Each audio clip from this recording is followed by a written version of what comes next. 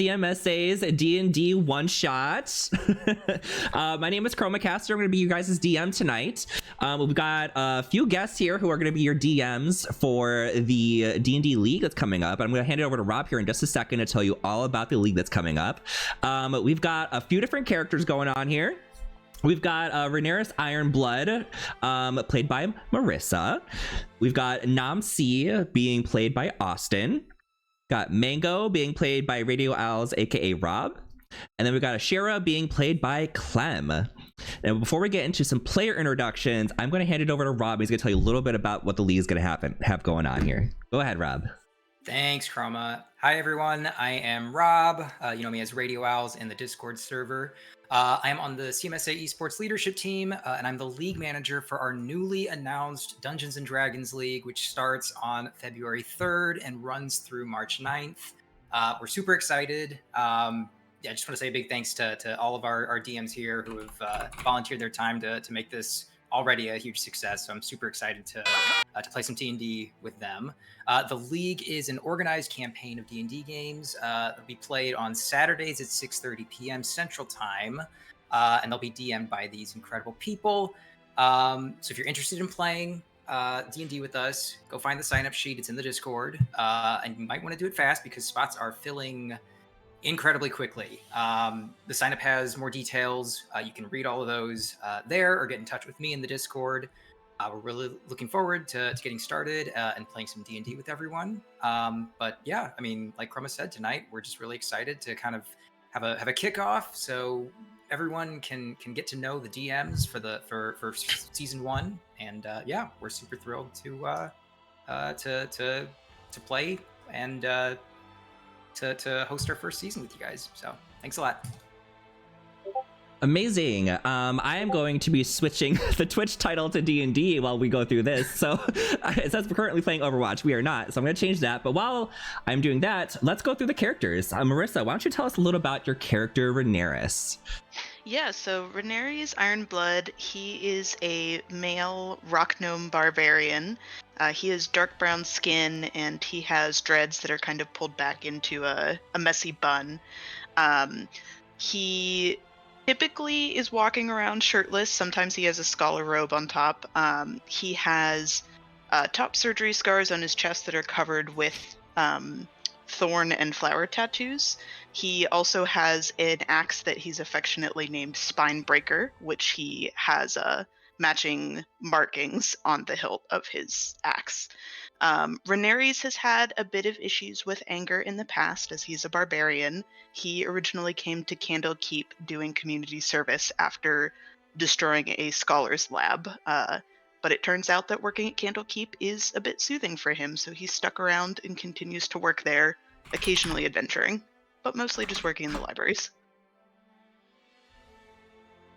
Love that. All right, moving on down to Nam C, played by Austin. Tell us about your character.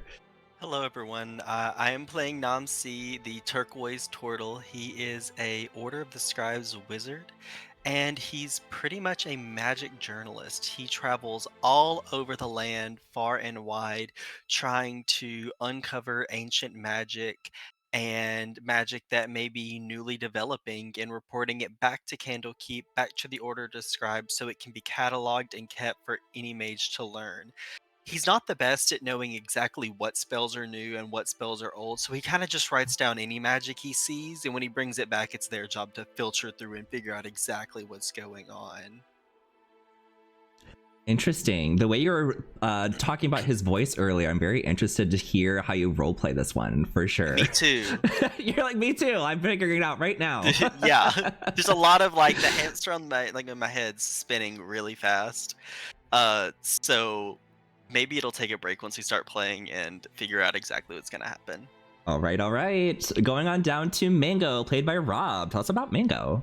So Mango is a rogue assassin. You can see that Mango has these night black feathers, and he wears a ton of kind of leather belts and straps on his body, which hold a bunch of different pouches holding a bunch of different trinkets that he likes to collect. And he wears a hood over his face much of the time. As a young Kenku, he utilized his mimicry skills to entertain in a traveling show.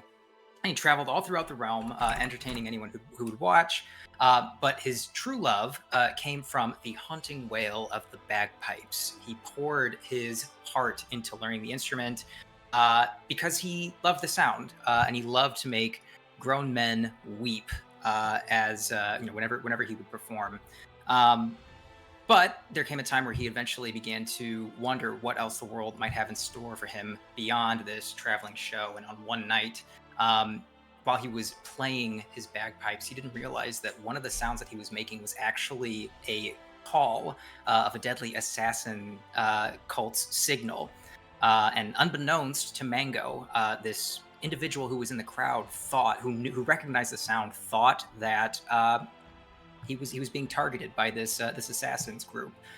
He tried to run away, and after a series of unfortunate events, he ended up falling off of a balcony to his death. And Mango was affectionately by the underground assassins in the realm referred to as the bagpiped assassin. And he thought maybe this is the best way to kind of spend his life, learning the ins and outs of bounty hunting and self-defense. And so that's why he made his way to Candlekeep, is to figure out how he can better his skills and maybe learn a new jig along the way.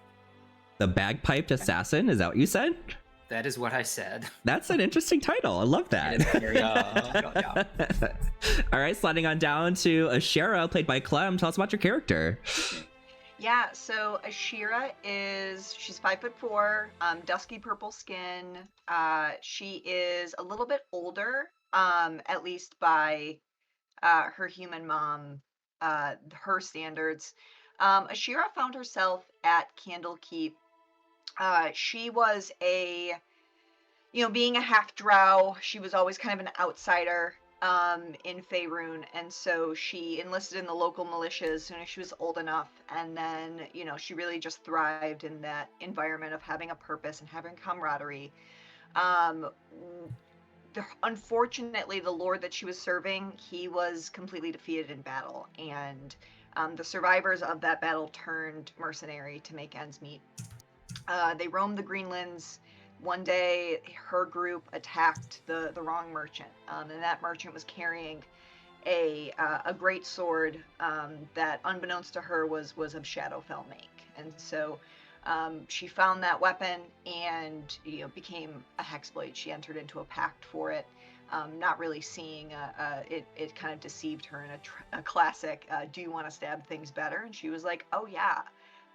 But unfortunately now she has basically sold her soul to it. So she found herself at Candlekeep. She spent decades trying to find someone to break her out of this pact, and no one really could do it. And so she made her way to Candlekeep to see if one of the scholars there knew of a way. She's kind of been hanging out as a sort of fun lackey, like a scientific curiosity, but she's getting the sense that nobody is really interested in her case. Every once in a while someone will come talk to her, ask her questions, but no significant progress has been made, unfortunately. And so she's thinking about maybe just riding out the rest of her days there, and she's worried she's gonna die as a pacted warrior. Oh my goodness, what a traumatic backstory. It's always one. Right? I love, regrettably, Jake's comment here. He says, ugh, hate when my boss dies and I have to become a cursed mercenary and I lose health coverage. Iconic. Love that. I love that Jake called Mango a pipe boy. Okay. Literally knew that art school was a slippery slope. Speaking of experience, art school is a slippery slope. I wouldn't know, and hopefully I don't have to find out. Yeah, you go to art school and then you end up on a live stream playing D&D dressed as a cow. Dressed as a cow. My hat wouldn't fit, so it's here in spirit. It's fine. I thought you were just fashionable. That too. It's giving. It's giving cow. It's giving cow. Moo. And for the players here today who may not know a little bit about Candlekeep, or anyone who's watching who doesn't know necessarily about Candlekeep is a very iconic location in the Sword Coast. It's basically the ultimate library. Like, you can come in here and it's basically a massive city, like layers upon layers, that you can kind of see. Like, this is Candlekeep here in the image that you're seeing. It is defended by immense magical defenses, many very powerful magical warriors who defend this place. Transportation, getting in and out of here is either by foot or by Griffin, which you can kind of see up in the corner there. And even like looking at it and seeing how big it is, almost every door you can walk into a pocket dimension that can be the size of a whole nother Candlekeep. So this place is massive. There are so many things to do. There are thousands among thousands, probably millions of people who live, study, work here. So it's a very, very iconic place. You can run into Candlekeep, I believe, into Descent to Avernus and a couple other adventures. So the characters are all here for various reasons, and there are a lot of people who are here just studying in the meantime, or just doing some odd jobs for some of the scholars who are here, which is kind of where these guys are going to start their story. So they're all here for their certain reasons, but when they are coming together, they are basically in the same room. They are helping out a NPC known as Minerva, who you will meet here in just a second. I'm trying to think if there's anything else before we jump right into this. We introduce all the characters. Nope, let's go on in. All right, sliding into that. And if you see anything on the stream, just note the players cannot see it if it's hidden. So no spoilers, but I don't think they're gonna see it anyway. So if you see any like hidden monsters or things that they wouldn't normally see, just ignore it. Hate that. Hate that.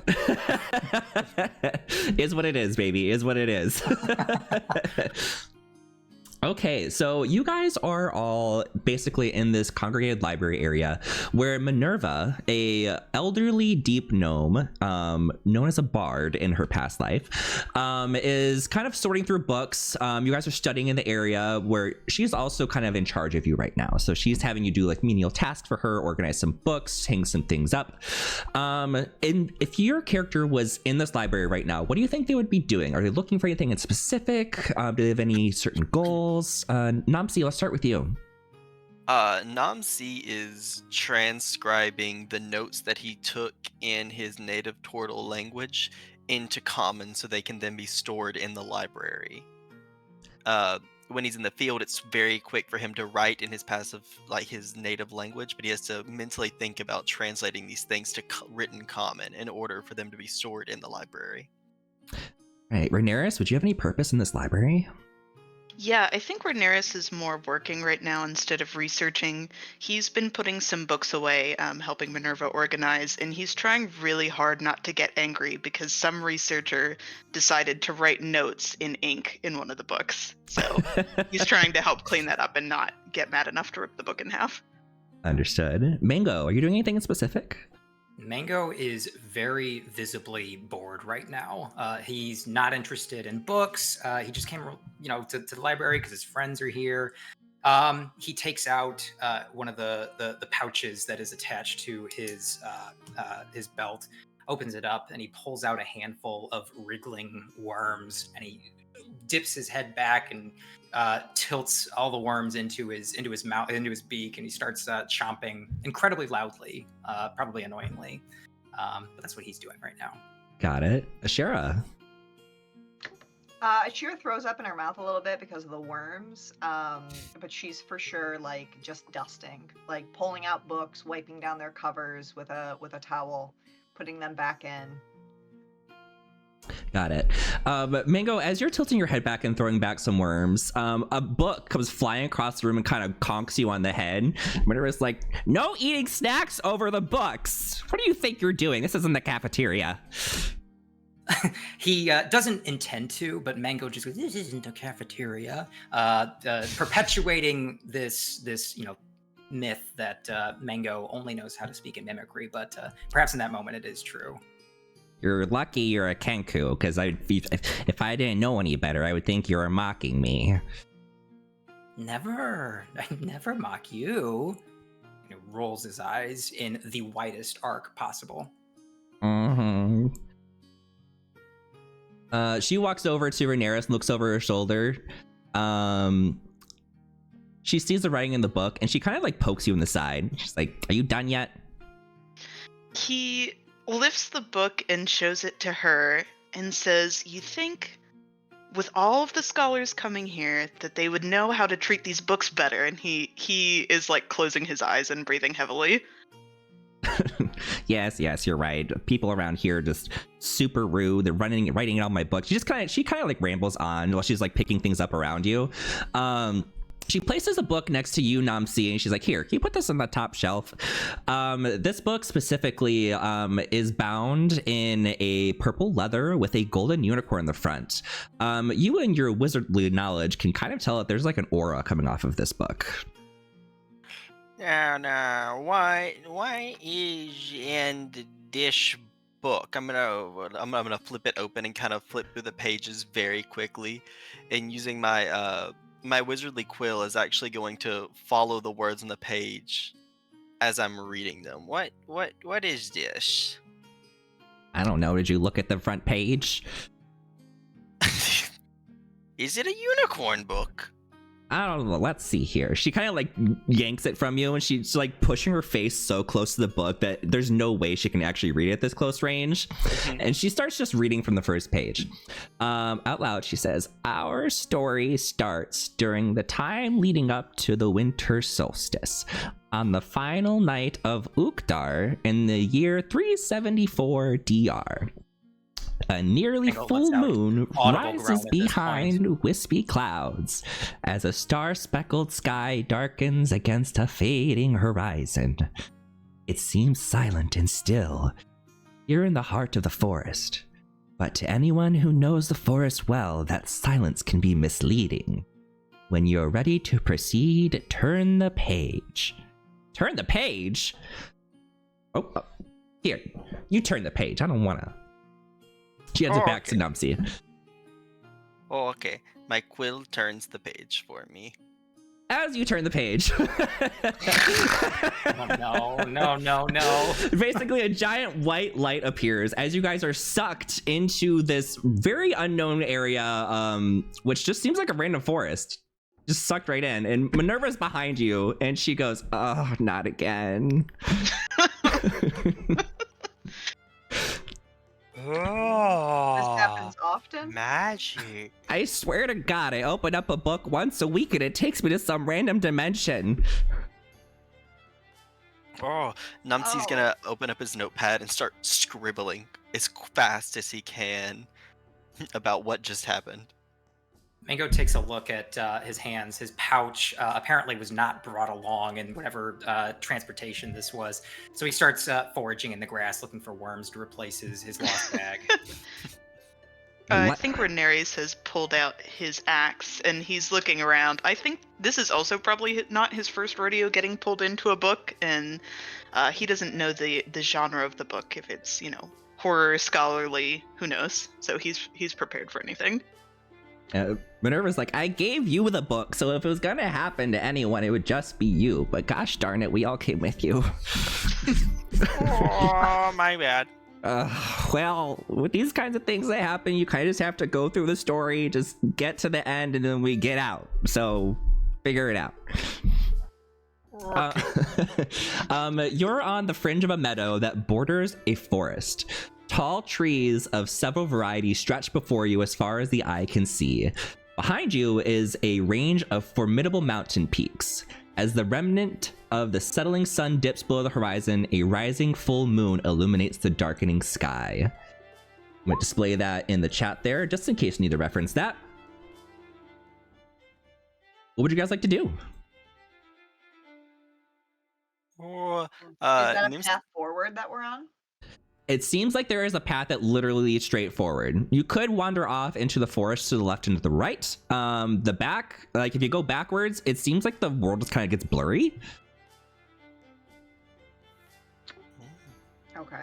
So I think Ashira would kind of position herself towards the front of the party and say, I'd rather not cut myself through some brush. Let's just follow this path and see where it leads. I mean, if we have to progress through this story, this seems like maybe the first step.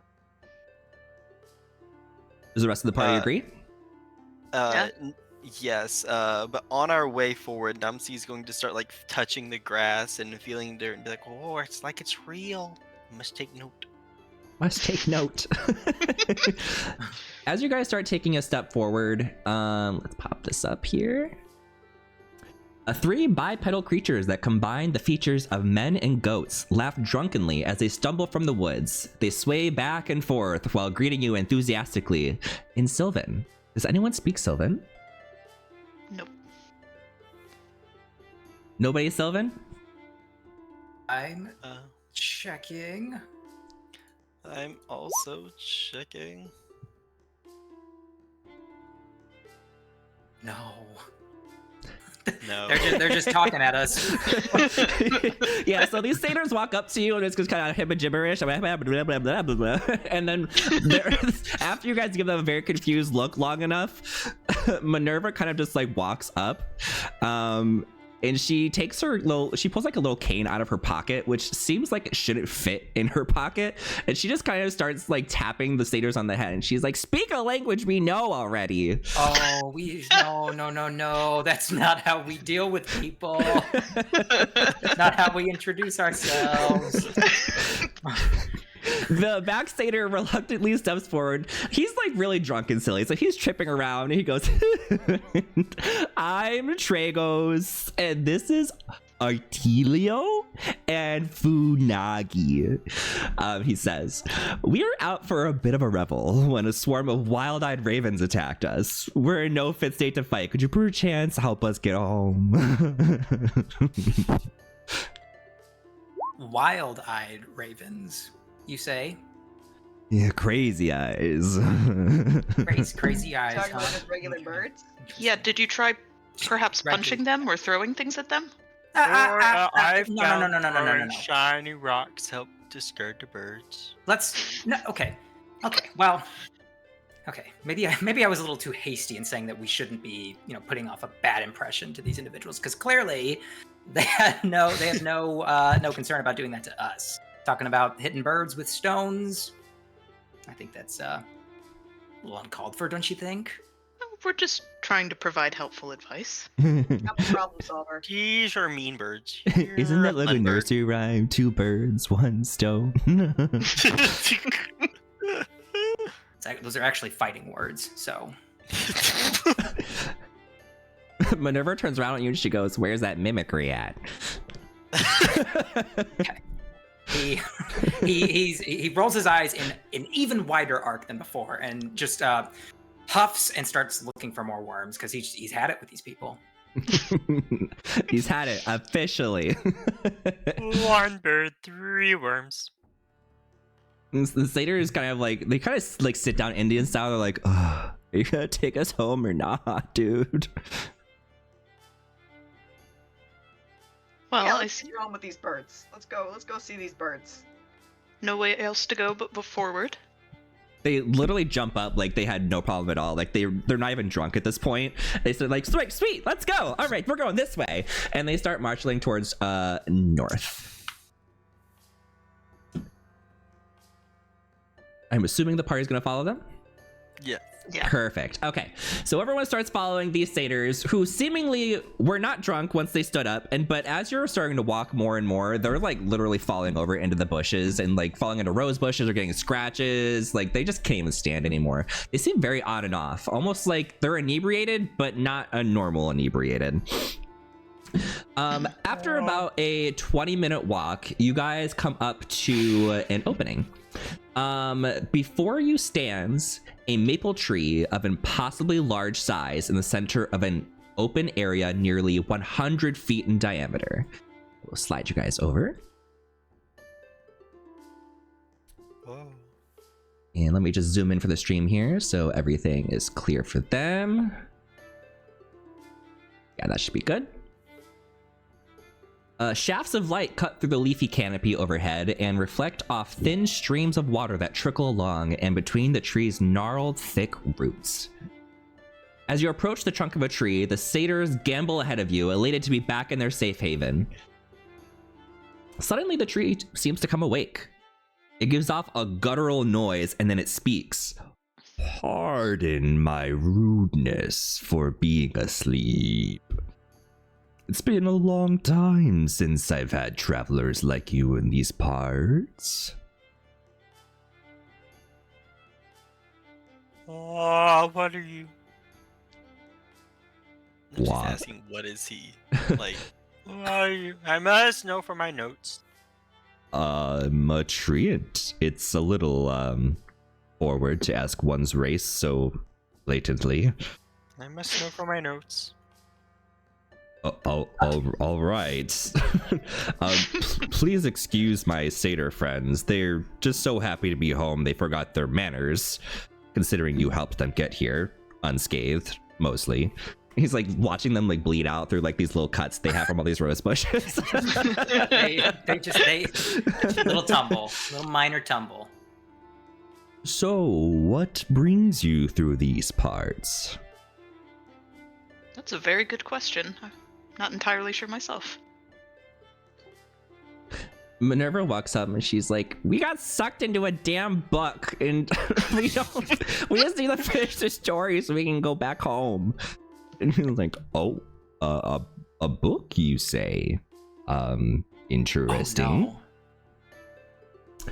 Oh, no. It was a piece of parchment, is what it was. Just a very long piece of parchment, no books. No like papers. a scroll. Yeah, well, yeah, but It not. had a unicorn on the cover. A unicorn? That could only be representative of the goddess Selune? Or perhaps... No, it couldn't be. He kind of thinks to himself for a moment, and he just kind of mumbles, LaRue. Yes, LaRue. That would explain a lot of what's been going on lately. You want to elaborate?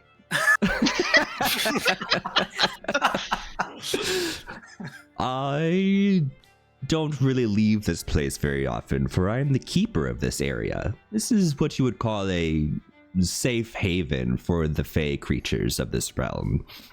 But perhaps I can reach out to the other beings of the forest and see what they know.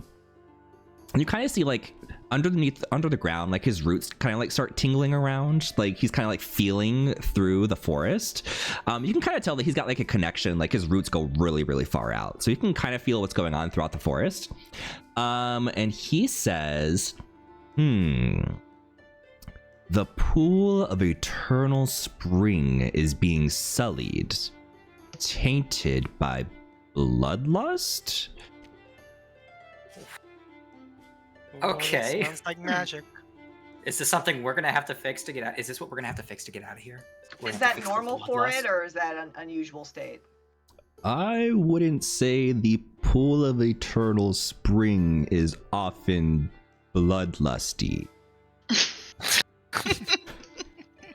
Not often, but it happens.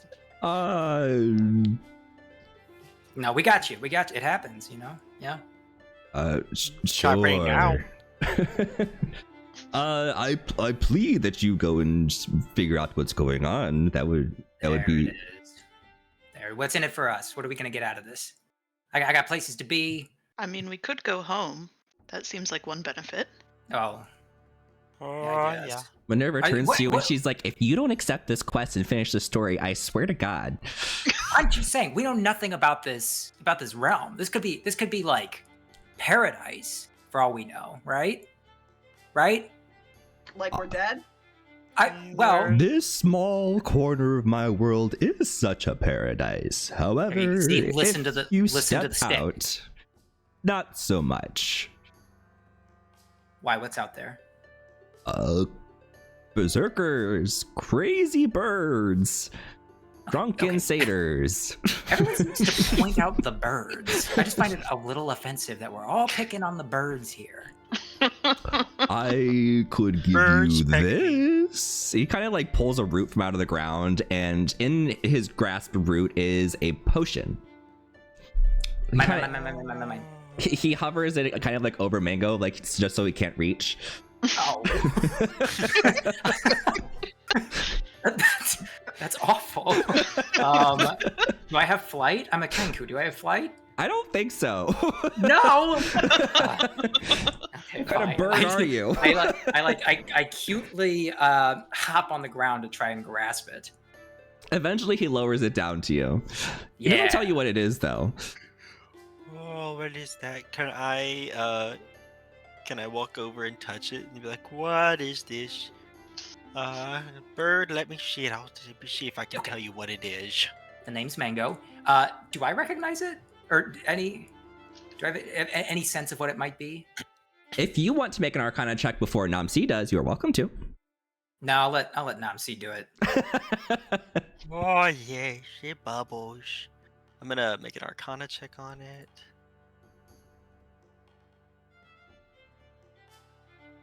A 24. Okay. With a 24, based on the blue color of this potion and the slight carbonation you can see coming through it, you can tell that this is a potion of giant strength. Hill giant specifically.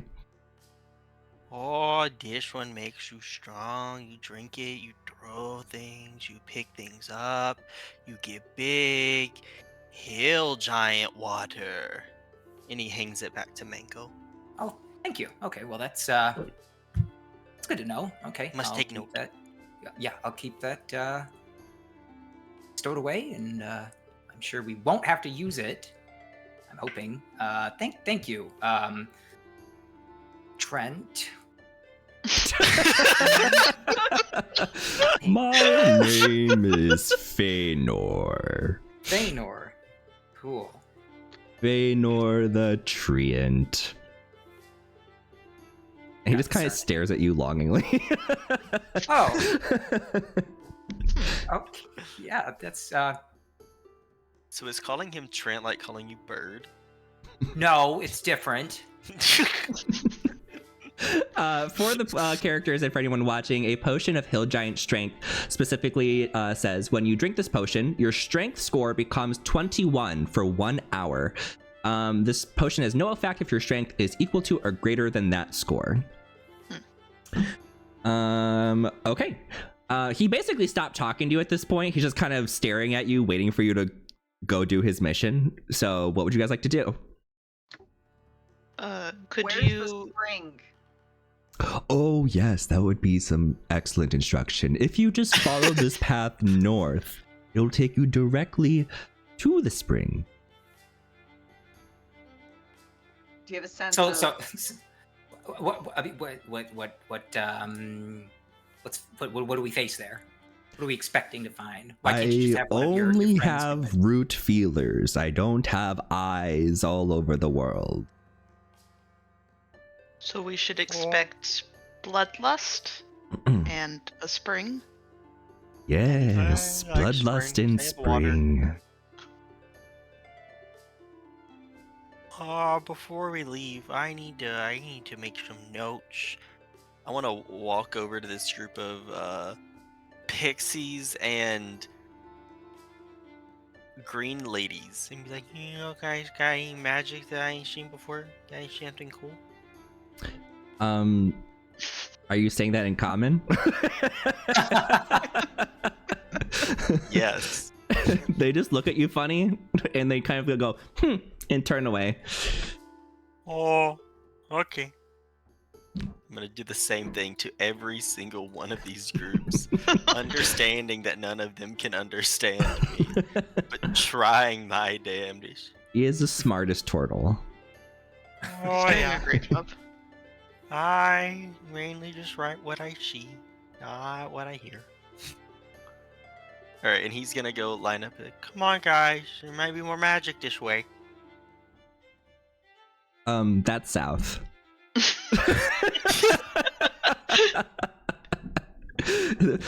Just to point it out, the tree did say go north. He's gonna raise his staff in the air and be like, oh, I thought the wind was blowing this way, my bad. Okay, so is the party heading north? Let's go. Yeah, sure. unsullied spring. Okay. the satyrs kind of like they suddenly like have all these beverages in their hand. They're just kind of waving them around the air at you guys, like, thank you so much. See you later. So you guys head back down the road. Let's take you back to the travel screen. Close that. The satyrs are no longer here. Ignore them. Layer. Bloop. Okay. Now, as you guys are walking, what is everyone's passive perception? A whole 7. 10. 15. 15. Okay. 19. 19. My eyes are just all over the Somebody's place alert. at all times. Yeah. Somebody's alert. You also have a weapon of alert, don't you? I have a dagger of warning. Yes. Or warning. He knows when stuff is coming. Okay, let's see. My bad, just reading something really quick. Okay, you guys head north along the path, and it starts becoming dark, like really dark. Like no light source dark. Does everyone have night vision by chance? I have dark vision, yeah. Also, yes. And it's a little bit larger than normal because of the whole drow thing, I'm pretty sure. Got it. Namsi, I don't think turtles have dark vision. No, they do not. But I can cast light. Okay, wonderful. Mango, do you have dark vision? Don't believe I do, surprisingly. Interesting. Okay. So you guys are walking up to this area. It's starting to become rocky rather than a forest kind of setting. And it's become so dark that it's impossible to see. At this point, Minerva has kind of grabbed Namsi's hand and Mango's hand. She's like, come here, boys. We're getting through this whether you like it or not.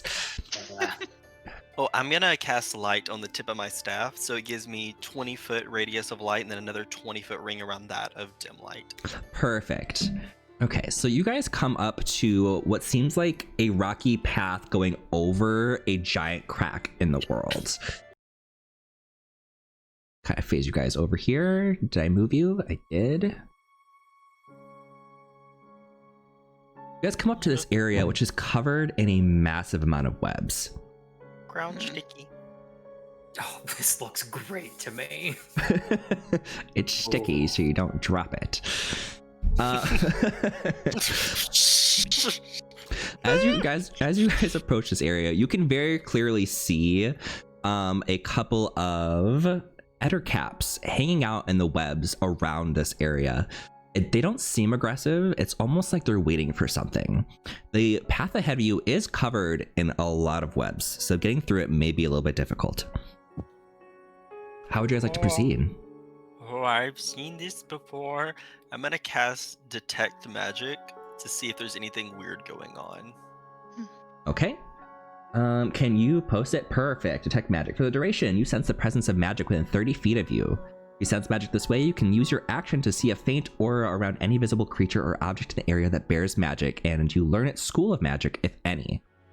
When you cast a spell, you don't feel any sources of magic along these webs or coming from the creatures. Okay. Seen this I've seen before, this huh? before. Yeah, I was once attacked by a spider that shot fire. But I got out. I just sat in my shell until things blew over. That's helpful. Thank you. No problem. At the sight of the light coming from Namsi's staff, you see the Ettercap closest to you on the left kind of skitter away. Oh. Well, There's 4 adder caps. There are 4 Ettercaps in your vision. if you've gone through a situation like this before, would you like to lead the way? No. I'm No. going to cast Dancing Lights. Oh, right. You got dancing lights, and that's like, you can control where that's going, right? So you can kind of carry that with you. Well, so I can actually create 4 autonomous like torches, basically floating torches. And so I'm gonna park 4 on one on each Ettercap, since it seems they're averse to light. Wonderful. Okay, so you kind of park these lights on them and they start kind of wandering away from it. Are you able to control the light so they kind of follow them around, or are they stationary once they're placed? I can move them up to 60 feet, Gotcha. like whenever I want. Okay, so you see these Ettercaps just kind of like, they're not like afraid of this light. It almost just seems like they're trying to be sneaky, like they're trying to get out of it so you don't see them, even though you've already noticed them. So they're not like running away. They're kind of just running in circles, trying to avoid it as much as possible. But they are still present nearby. Oh.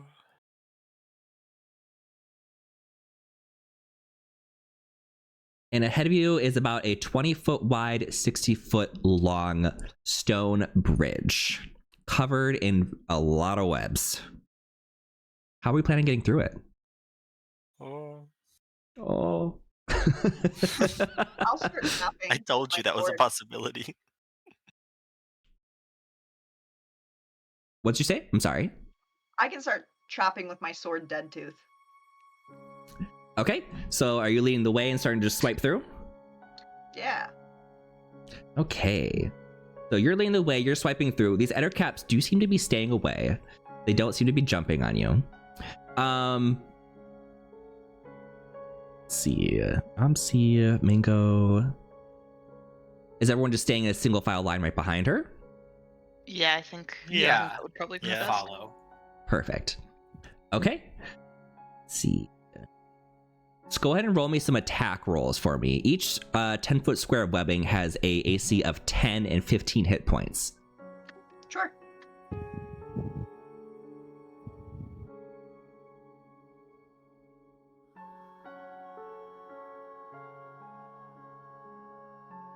Just want to like hum along to the music. Ha!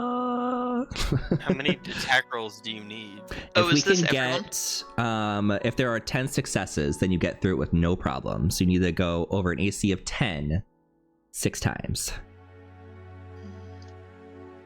I'm having that problem we did earlier where like So first It's one was not- a 16, second one was a natural 20. I don't know if that nat 20 gets me anything. You extra cut the webs. Perfect. They were cut so okay. hard that they fell so fast. That's and then that's a 21 to hit on that's the third one. 4 is a non-nat 20. 5 is a 14 to hit. 6 is a 23. 7 is a 21. I think are you rolling on Nam C's stat block? Yeah. No, I'm I rolling. don't, Oh, you're I rolling don't too? think so. Oh, I Okay. thought all of us needed to roll. No, because she was leading the way with her sword. Oh, so just kidding. I was like, wait, hold on a second. Okay, wonderful. I think this is 9. The last one was a 9? No, so this one is the one I most recently rolled was a 28. Okay. So which number, what 1 through 6, which one was the short one? None. None of them were short. Okay, so you very easily just cut through these webs, and the Ettercaps stay away. Nothing crazy happens in this scenario. Oh. Mango makes an aggressive move, feigns an aggressive move at one of them, trying to just to show how much more powerful he is than them. Obviously, The closest Ettercap to you kind of shrieks in fear and backs up a little bit. I literally eat your kind for breakfast. So He kind of tilts his head, doesn't really know what you're saying. So okay, you guys get across this bridge, no problem. This world just seems so weird. You're going from this plain to a forest, and now you're back in like a grassy foresty area. Like it just seems to be changing every 5 minutes. So you guys are back in the forest. But then you guys do come up to an opening, which does seem to have some kind of cabin in the distance. So I'm gonna stride you over there. Wee. And for those of you on the stream, there are some things that you can see that they do not. So just ignore those. We didn't hear that. Didn't hear anything. All right, so you open up, you come to this opening, and you see gnarled bushes and dead or diseased trees surround a rundown wooden shack. A wisp of smoke rises from a rotted out hole in the roof that is lined with fungus. South of the shack is a low stone wall that forms the perimeter of a large hole, while east of the building is a larger wooden structure covered with creeping vines. As you come a bit closer, the sound of voices suddenly emerge from the shack. One occupant cackles wickedly, and two other voices emit muffled whimpers and groans. Put that in the chat just in case you need to reread it. What would you guys like to do? You feel free to move your characters. Sounds fine. Oh, Namsi's gonna walk over to the hole and be like, oh, that's a deep hole. Oh no. I'm gonna send my my awakened manifest mind spellbook. It says I can send it 60 feet. So I'm just gonna kind of send it 60 feet down to see what's going on down there.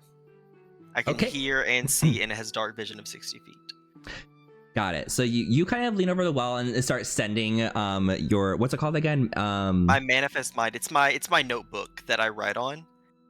Got it. I can awaken it and send it as like a familiar. So your notebook kind of hovers over the well, and before it can even descend a little bit, you hear this loud screech, and this giant worm-like creature with like a flower for a head and a beak emerges from the well. And I'm gonna have everyone roll for initiative. Oh no! Here I'm just going to go ahead and pull that creature forward. We're pulling it to the token layer. It is a Grick, for those of you who don't know. Killer flower.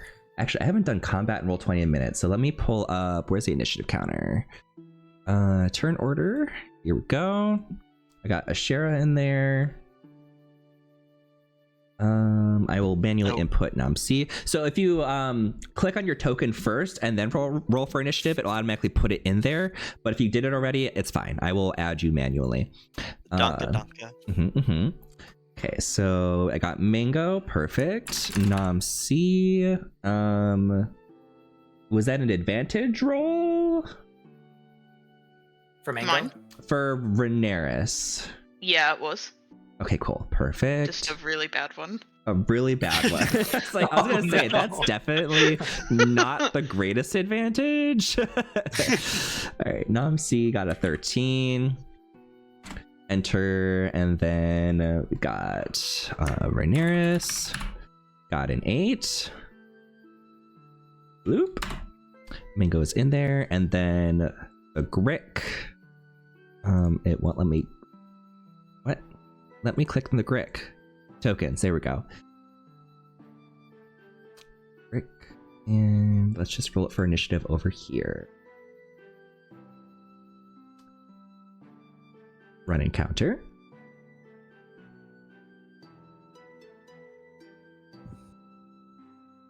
It got a 19. We love that. Do you need my dex modifier? I think it already calculated it. Yeah, you're good. Yeah, it was already included. Rick was at 19. Enter. Put those as descending. And I didn't think you guys were actually going to run into this one, so I didn't even attach battle music. So we'll pick a random one. Oh boy. Use this one. Okay, so first turn goes to Mango. What would you do? So Mango lets out this kind of sigh, seeing it's just he didn't sign up for this today. He's a little annoyed. He hates books because this is what happens. So he takes his he takes out his crossbow, eyes the creature, lines it up, and lets out an arrow for a non-natural 20. A non-natural 20 will hit. What's the damage?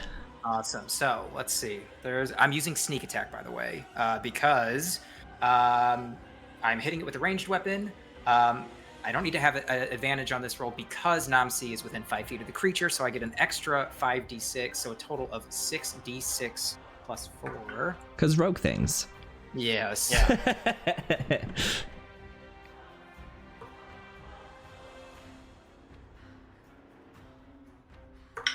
Just casually rolling 66, no big deal. So a total of 25 points of damage. Okay, so you're using a longbow, you said? Crossbow. So you whip out this crossbow and you fire this bolt, and it kind of whiffs right over Namsi's head, and he just hears a whistle pass by his ear, and it nails this Grick Alpha right below the beak, and it just screams out in pain. Anything else for your turn? I'm going to. Can Mango take the opportunity to try to make his way into the trees to kind of obscure his body from anything that could be from this thing or anything else that could be looking for him? Absolutely. You can go ahead and go north in the trees, a little bit south. You'll get a little bit of coverage from that. All right. So let's go this way. 5, 10. Is that okay? I'm kind of in the trees. Yeah, absolutely. Perfect. All right. That's where he's going to stay. All right, next is gonna be the Grick's turn. The Grick is screaming in pain and almost flailing, and Nam, you're just right in front of it, just looking straight up as his beak just kind of looks down on you, and he dives for you for a couple attacks here. So you make 2 attacks, one with its tail and one with its tentacles. Let's see. A nat 20? Yeah. So 27 to hit. Does that hit, Namsi?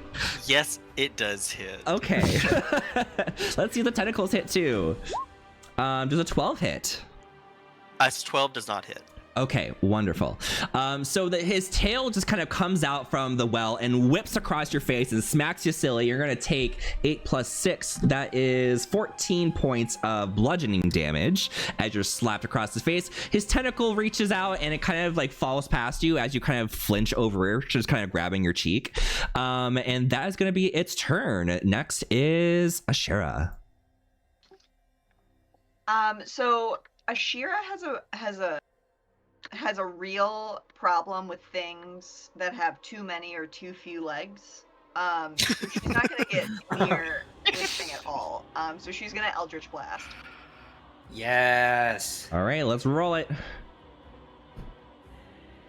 The first nat 1.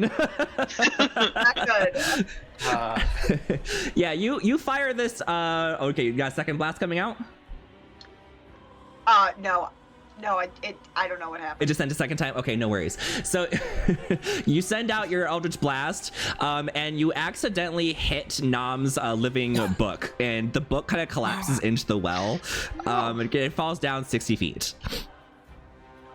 I was distracted by the word. Nam, do you have a reaction to this? I know. My nose! No! Anything else for your You turn, will get Shira? them back.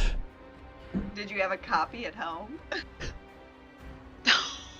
No, I can make another one, but I'm still sad. I'm still sad. Backups are important. I can make it back up if I get 10 minutes of downtime. Steps out of game. I could make a backup if I have to, but he's still really sad. Yeah, he forgets that. All right, Shira, anything else for your turn? No. All right, moving on down to Namsi and his panic attack. So, I have a question, Mr. DM. Yes, what's up? So, if I were to cast a spell that would... A wizard If I were casting to a cast, spell? if my I was goodness. to cast polymorph, and would he transform? Would the head take the shape of where the animal would, and it would fall all the way down the well, or would the bottom of the animal kind of suck down and it wouldn't fall very far? I would say it just shrinks down to the ground. It's not gonna like transform in midair and then fall. Okay. In that case, I'm going to cast Misty Step. She's like, get me out.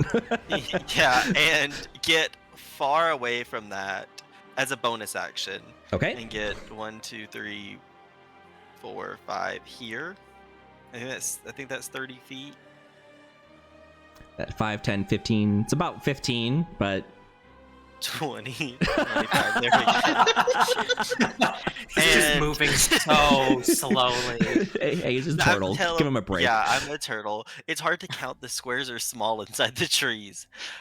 And I am going to cast Magic Missile at 2nd level. Nice. All right, let's see it. Yeah.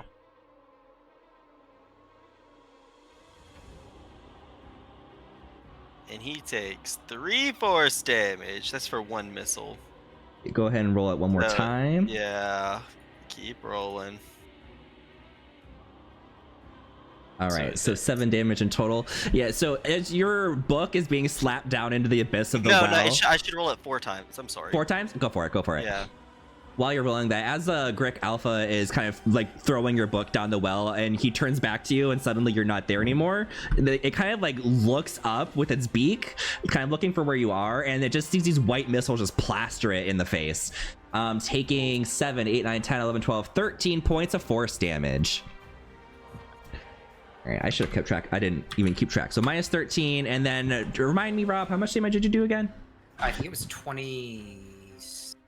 I think it was 26. Yeah, I think that's right. All right, the Grick is looking a little beaten up. He's looking a little bloody at this point. Anything else for your turn, Namsi? That is it. Okay, going down to Rhaenyra. Yeah, Rhaenyra is just so annoyed because he just wanted to focus on organizing books, cleaning them up, and now he has to fight this monster. So he is going to run directly at it, and then he's going to rage.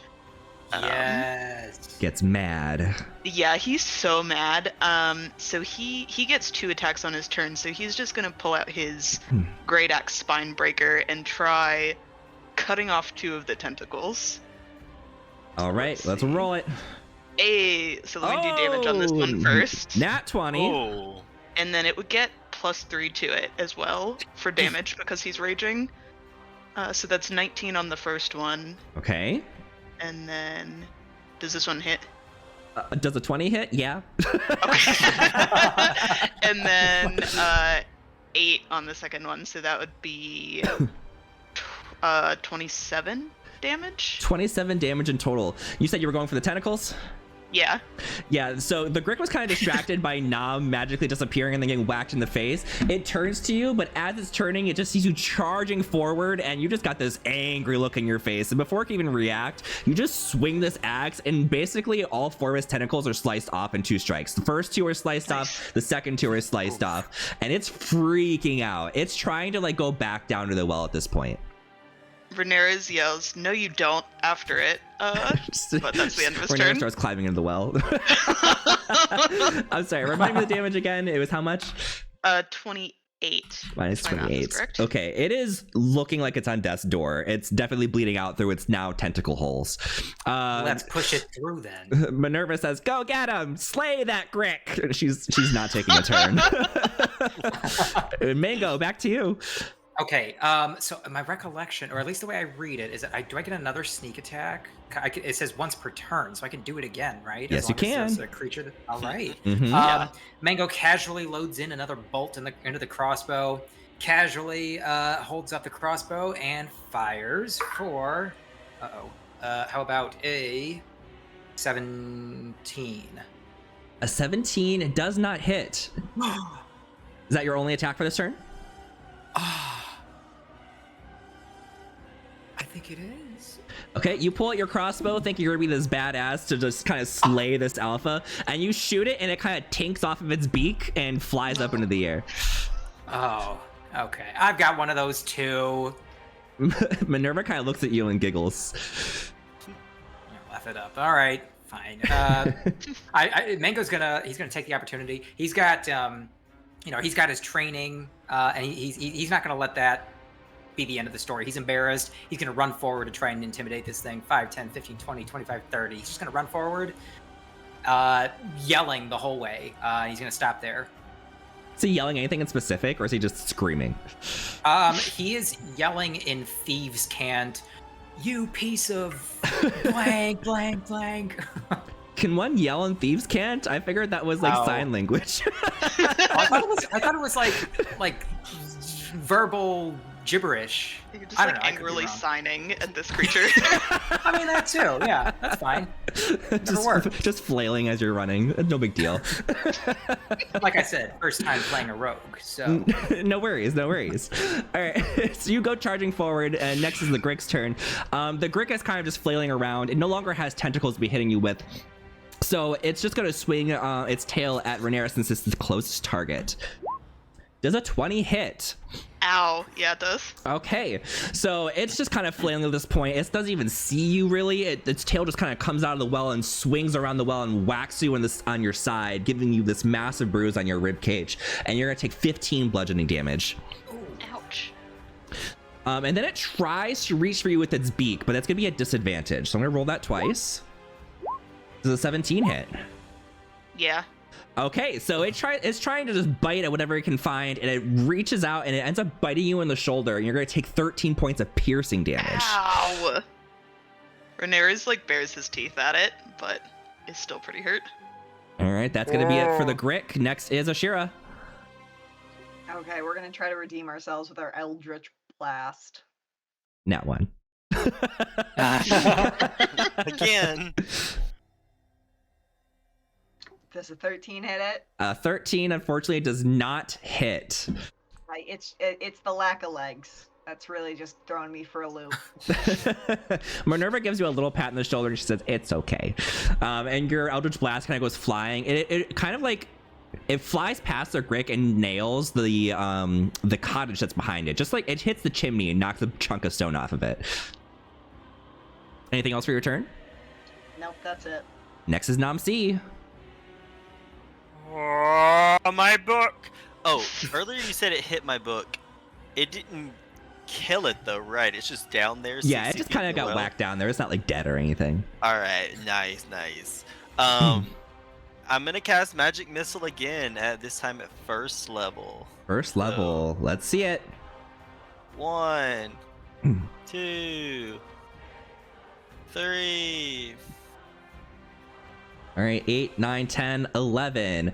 All right, so with this Grick Alpha screaming and basically latching onto Rhaenyra for a moment and then reaching its face back up to the sky, the blood is just running from the Grick's face and just being splashed into the air. And as that's happening, your missiles just fly towards its face and knock it right in the beak, and its body goes limp halfway over the well, and then it slowly slivers back into the well and just drops dead into the depths of the 60 feet well. Congratulations, you guys defeated your first monster. Rob is gonna Hooray. run forward, pick up one of the tentacles, and he looks at it in awe, and he says, "Giant worm." Don't think you should eat that. And he takes a big old bite. Big old bite. I would like you to make a Constitution saving throw. Oh no. Okay. So as he Choices. does that, Namsi's gonna like retract his book up from the well, because I can control it within 60 feet. So I'm just gonna suck it up out of the well and be like, "Oh, I'm gonna write this down. What's going on?" Your book seems very sad. Yeah, I've seen better days. I'll have to fix it later, but. How about a 16? A 16, you're fine. Yeah, he takes another bite. It's the best. Minerva's kind of getting You want squeamish any? watching you. Rhaenyra's just like, Ashira's trying. like doubled over, staring at the ground, hands on her knees, just trying to breathe deep. Rhaenyra's is having like a weird mixture of emotions of like very angry and trying to calm down, and also not trying to be sick. Oh, what is the flavor? It's hints of very woody. Tastes like sewer water. A little bit of like nodes of dirt. Oh, they're gonna be glad I got this one. Oh no, more. Oh, they're please. gonna love to record this. What would your characters like to do now? Just a reminder, you guys have the cottage a little bit northwest to you, and then to the northeast, there was a larger area. In the northwest, you did hear the cackling of a person or creature, and then two of which were groaning in what seems like distress. So my failed Eldritch Blast hit the chimney. It- Through the window, I kind of see a window there. Mhm. Did that seem to tick anybody off inside? Like, was there like a what's this? Like, is there like increased like movement or anything, or am I too far away at this point to tell?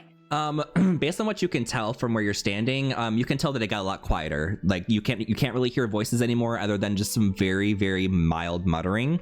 So you don't hear the cackling anymore. You could probably presume that whoever is in there got a lot more cautious ever since you hit that chimney. Rogue, do you want to look through the window? I suppose. I guess that's all I'm good for, isn't it? All right, let's do it. I'll sneak up there. You also play the pipes. Oh, I Very well. do. Yeah, maybe I'll see if they want to hear a little jig. Like, Yeah, I want to do this I sneakily, wanna but I go- also want to play my instrument. Yeah, So. yeah. He plays like the black, the Pink Panther theme as he's sneaking up to the window. Ba-dum. Yeah, okay. Mango wants to go sneak up. He wants to go assess the situation, see if they would be amenable to, a light blaring of bagpipe. Are you doing this as you approach, or are you going to ask them like a door-to-door No. salesperson?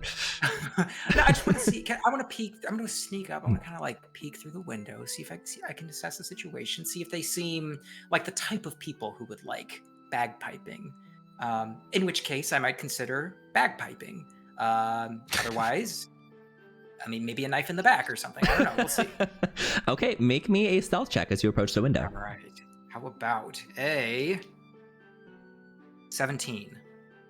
A 17.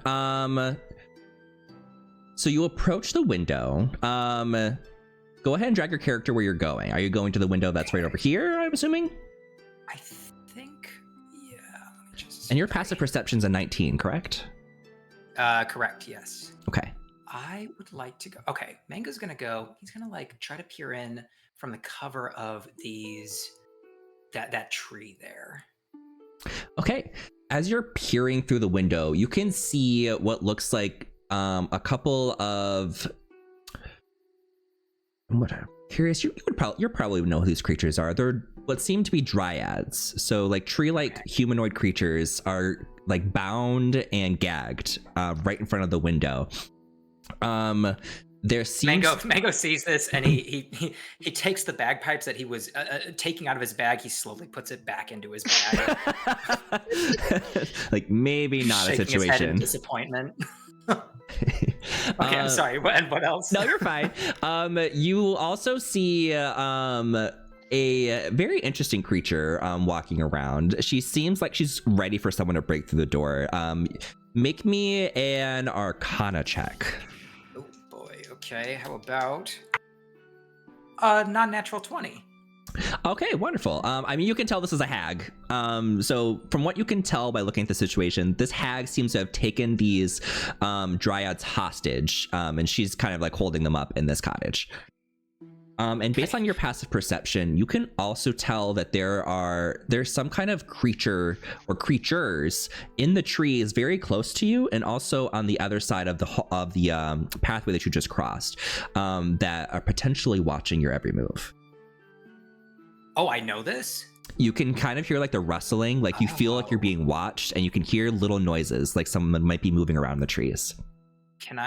Do I see them at all? I take a quick look away from the window to make sure that I'm safe, because my next thing that I want to do is I want to signal to the rest of the group what I see, but I want to make sure that I can do that without getting injured first. Go ahead and make me a full perception check.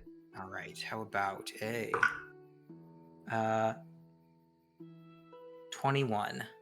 With the 21, you can't exactly tell what the creature is, but you see like this really tiny, like humanoid looking creature kind of just mounted on the branch of the tree that is over here.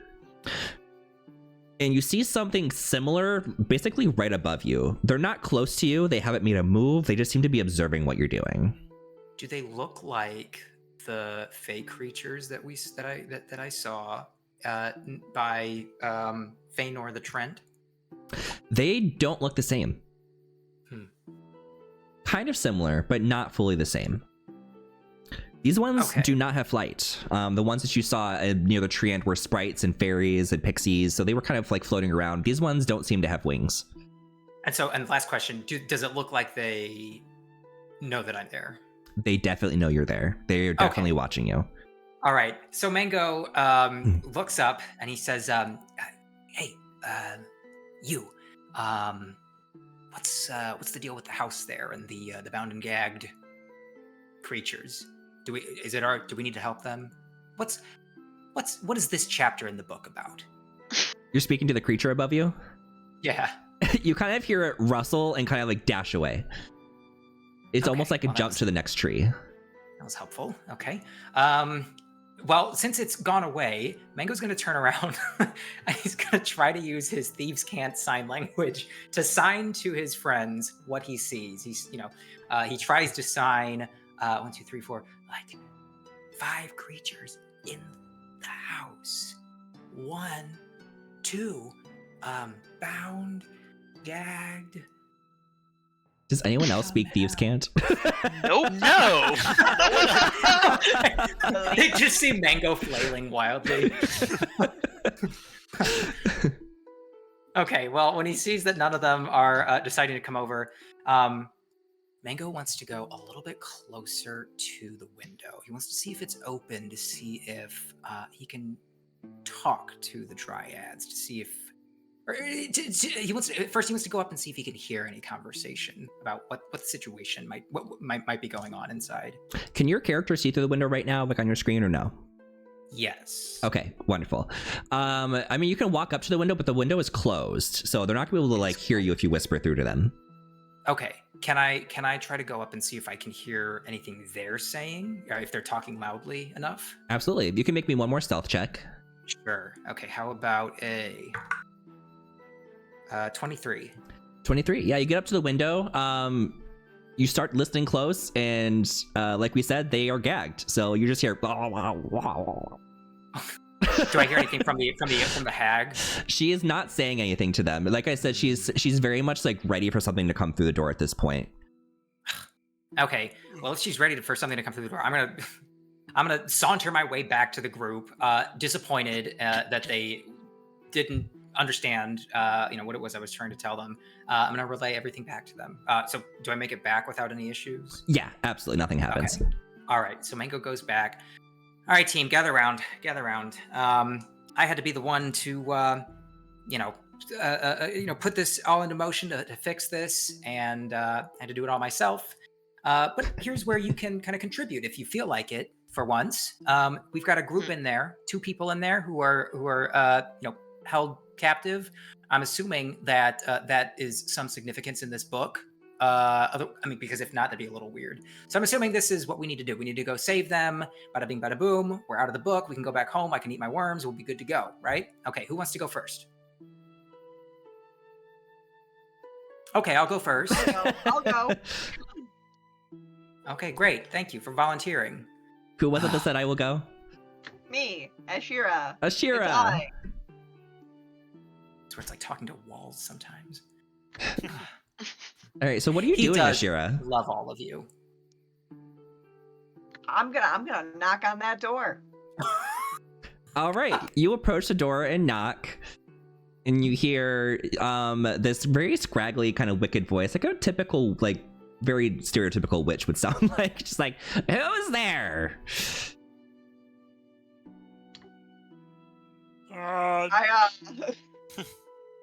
I've prepared a fireball and I'm not afraid to use it.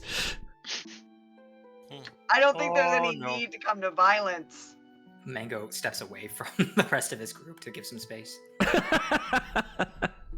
We saw a bolt of lightning hit your house. What? A bolt of lightning? What? Yeah, did you hear that crash? I did. That wasn't you? Oh no, we're roofers.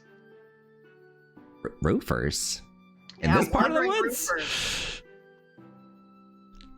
She's like not coming to the door or anything. She definitely sounds like she's very far away from the door. She's just kind of on standby. She kind of stopped responding. I got this. I've had to talk to hostile mages before, and they didn't want to tell me what the magic is, but I gotta figure out what the magic is. Excuse me! She doesn't seem to Excuse respond ahead of me. time. You seem to have... I need to write down this fireball you speak of. Let me in, please. I'm gonna knock on the door. You have a count of 3 before I release this fireball. Step away from you the know, door. Maybe we should not mess with this. I don't know. 1. I'm gonna action prep counterspell. I'm stepping to the side. 2. I'm gonna prep counterspell. Actually, Okay. before she gets to 3, can Rhaenyra's try intimidating presence? It says you can frighten a creature that can hear you within 30 feet if it can see and hear you. Yeah. I think Rhaenyra's is gonna stand like right next to the window and is gonna say, "You open this door, or we will kick it in." And Rhaenyra's is also covered in blood from the fight. Go ahead. I'm assuming, is there a save I need to do for her? Yeah, you have to do a wisdom saving throw as the hag, and it's a DC 14 or be frightened. Okay, DC 14 for the hag. Let me pull up her stat block here. The hag. Hurry up and load. Run. Okay, you said wisdom saving throw. Yeah, wisdom saving throw DC 14. Damn. 18. 3! And she starts to blast a fireball towards the door. Oh no. What level are you casting the counterspell? 4th level. 4th level? Okay. Yeah. That will automatically fizzle it. She's like, why isn't this damn thing working? She kind of like starts slamming her staff on the ground. Mango yells, "Charge!" Where are you charging? Are you just charging the front door? Mango Through the window. barrels through the window. Okay, Curls up make into a an ball and athletics check. To throw his little bird body through the window. 19! 19! You barrel your little bird body through that window and fall on top of these dryads, landing in the cottage.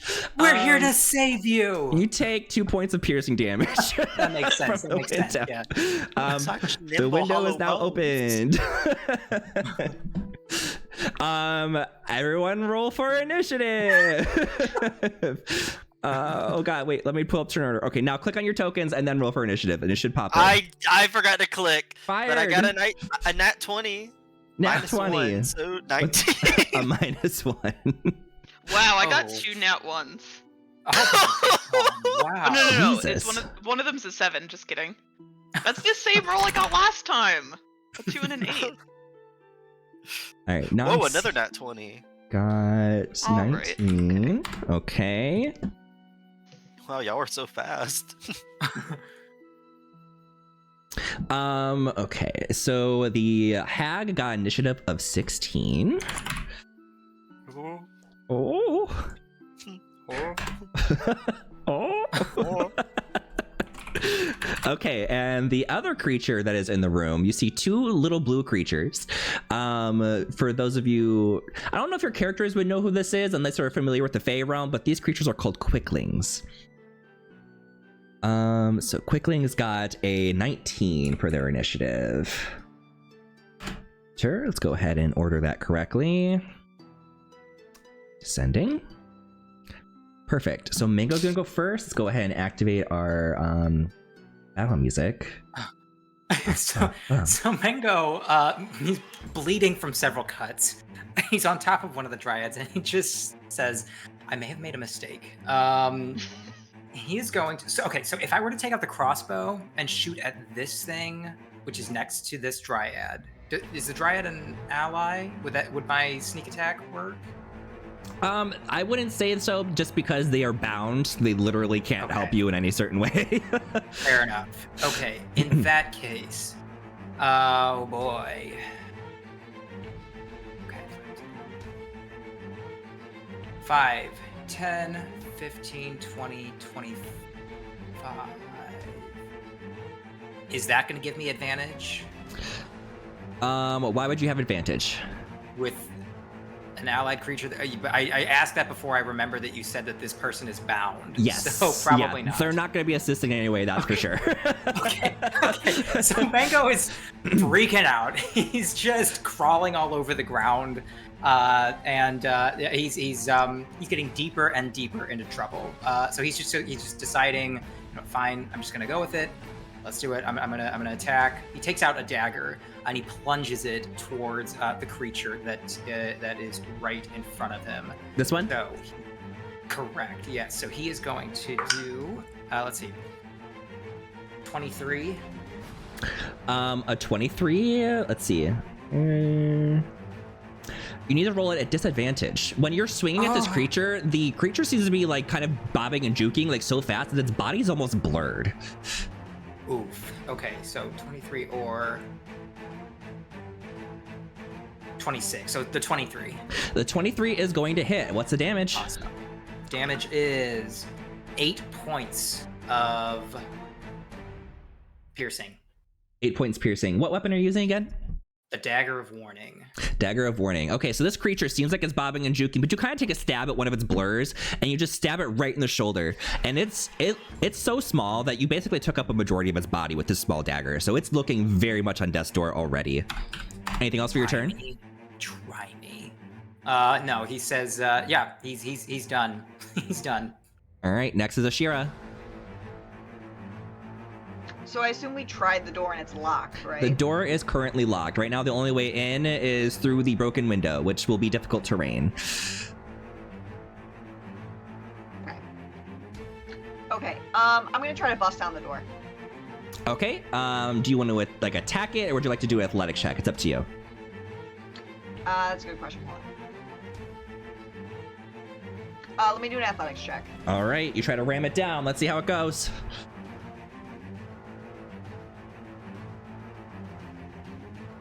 That's a 22. Yep, Shira, you take a few steps back, you kind of give your shoulder a little rub, and then you charge forward and you knock the door straight in. Let's go ahead and open that for you guys. Open sesame. I would say you probably have about 10 feet of movement left. 15. I can give you 15. I'll park myself right there. Okay. And that's my action, right? Yes. Okay, that's it for my turn. All right, next are the quicklings. The one closest to you looks up at Mango and just like I said, they're so blurry, like it's hard to even read their facial features, but he takes out a little dagger and he just starts swiping at you so fast, and you're gonna get 3 dagger attacks coming at you. 1, 2, 3. Got a 26, a 17, and a 15. Yeah. My AC is 16. Oh, these are going at Mango. Oh. Oh, whoops. Yeah, they all hit. They all hit? Okay. Yeah. This lightning fast creature just swipe. So it's gonna be 18 plus 9. That's maths. 27? 27 points of piercing damage. Total? Oof. In total. He's putting little holes in Mango. Mango coughs, and a piece of worm flies out of his mouth, and then a bunch of blood. He's bleeding worms. Got it. No, I'm kidding. The second quickling quickly approaches you from the other side and starts trying to poke some more holes in you. So it's gonna be 3 more attacks. 17, 23, 21. Yep, that's all a hit. 9 times 3. Is that 27 again? Yep. All right, you got a lot of holes. Just poke. Okay. All right, team. Let's come save Mango. Save Mango. In the midst of that, Minerva, Namsi, and Rhaenyra, you guys start hearing some rustling behind you as 2 more of these creatures appear from the trees. Let me just mark them as viewable by you guys. So that one comes up. And layer token. Oh, okay. They're not close to each other. They are not. They are very fast, however, with 120 feet of movement speed. So they're Holy not going to have shit. any problem getting up to you guys in melee range. And the first one's going to take 3 stabs at Rhaenyra. 1, 2, 3. Yeah, those all hit. All 3 hit. Owie. 19 plus 7, that's math, equals 26. So you take 26 points of piercing damage as he's just stabbing you in the leg. He's actually hitting the same spot over and over, just shiv. It's creating a giant gap in your calf. The next one's gonna start swinging at Nam C as well with 3 dagger attacks. 1, 2, 3, 18, 27, 12. I'm gonna cast Shield as a reaction. Okay, does the 27 still hit? Yes, the 27 still hits. Okay, so they start jabbing at you. You cast shield, and it's like they're trying to crack through an eggshell at first. The first two go ding ding, and then the third one kind of breaks through and stabs into your leg. And then that's gonna be their turn. Next is Namsi. I'm adjusting my hit points. All right, I'm going to. Oh, that's the wrong character. I'm going to back up 1, 2, 3, 4, 5, 6, and let's see here. Did you use Misty Step, or did you just walk away? I walked away. So opportunity attack. No, I'm sorry, Misty Step. Good idea. Yeah, I am going to. I'm sorry, I mean. Misty Step. Ow. Sorry, slip of the tongue here. And I'm going to cast Rhymes Binding Ice at 3rd level. Okay. Okay, that. Okay, They need so to make a Constitution 17 or take 20 cold damage and be immobilized for 1 minute. okay, what's the area? It's a self cone, 30 feet, foot. 5, 10, Yes. 15, 20. That would include Rhaenyra if you're trying to hit both of them. And Ashira, actually. 5, 10, 15, 20, 25, 30. I guess you could just back up more with your Misty Step. Yeah. Yeah. I assume Nam can do some math before he fires it, so he can back up a couple more feet. Does that hit Minerva? You could probably Put juke over to the away. left. I can do this. We're doing geometry. Okay, that hits Rhaenyra. If you back up one more square, you'll be good. There we go. And Alright. there is my 30-foot cone. God. It's fine. We're good. We're good. Yes, You're not yes. hitting anybody. Okay. So they're both going to make 17 Constitution saving throws. Let's see. They don't have any extra boosts, so just got 1 and 2, a 20 and a 3. Do they take half damage if they pass? Yes, I take half damage. Okay, so you fire this. It's a frost spell, right? Yes. You fire this cold breeze at these guys, and as they're like trying to charge towards Rhaenyra now at their lightning speed, they just freeze in midair, and then they kind of crackle and they turn into ice dust, and they both die. Nice. Nice. Okay, anything else for your turn? No, I'm done. Next is the hag. The hag approaches Mango, and she says, "My window." I'm sorry. Let's see. Let's do looking at her spell list. Oh. She is going to cast polymorph on you. I'm going to need you to make a saving throw of some sort. It's a wisdom saving throw. Her save is 15. I got a 14. Okay, she turns you into a mouse. Oh. I eat mice. This is degrading. We'll say you have a stat block of about 5 AC and 10 hit points. Okay. Super powered mouse. And then she kind of like leans over you and she goes, "Heh, not so big and bad now, huh?"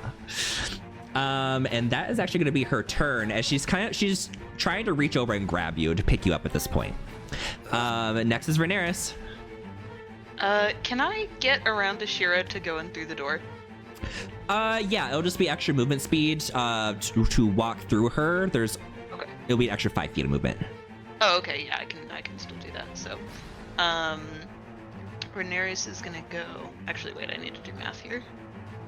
5, 10, 15, 20. Yeah, I can go. Here. And Rhaenyra is going to rage once again Yes. Get mad. and say, "You turn them back," referring to Mango, and is gonna do two swipes with Spinebreaker, the Great Axe again. So here's the first one. Alrighty. Oof! I don't think that hit. Yeah, 10 does not hit. Okay, let me do the second one then, see if it hits. A 22 does hit. So you take your axe and you bring it down on this hag, and she kind of like grabs your axe at first, and then you kind of yank it back and then swing it around and chop right at her thigh. And she kind of leans over, and while she's kind of still trying to grasp for the rat. Anything else for your turn? That's all I can do, and with my rage bonus, that would be a 15. So 15 damage. Got it. Minus 15. Wonderful. All right, Mango, anything you'd like to do as a rat? So to clarify then, I do not have my disengage, or my, what do you call it? My feature, I have no features, like rogue features, right? So I cannot use my...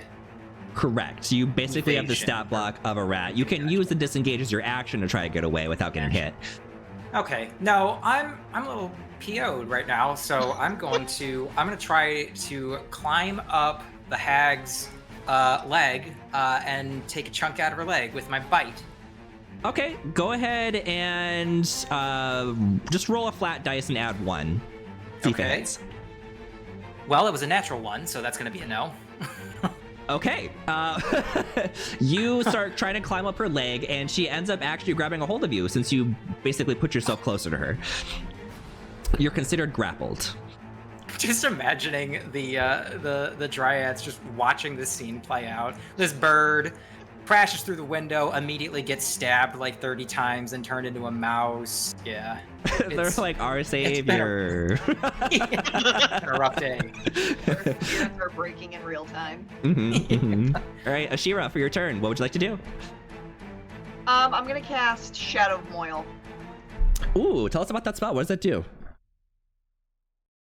So I am cloaked in like a shadowy flame. It's going to turn all the light in a certain diameter around me dim. And then when you hit me, you're going to take damage. Gotcha. So now everything, the shadows turn dim light within 10 feet of you into darkness, and bright light in the same area to dim light. So now everything is dim, or shadows within the area are now darkness. Got it. Anything else? I'm heavily obscured, so I think you might have disadvantage against attacking me unless the hag says otherwise. Got it. Okay, anything else? Nope, that's it. All right, next are the quicklings. The two outside are frozen dust, so they're not going to do anything. The one that was initially attacking Mango on the north side is going to run up to Rhaenyra and start swinging at Rhaenyra with 3 little stabby stabs. 1, 2, 3. I got 20, 21, 19. Those all hit, but I forgot that I have resistance to piercing, so I'd take half. Okay, sounds good. So you got 14 plus 9, math, 23? And then that's So cut in half half. of 3? So That would be 11. 11?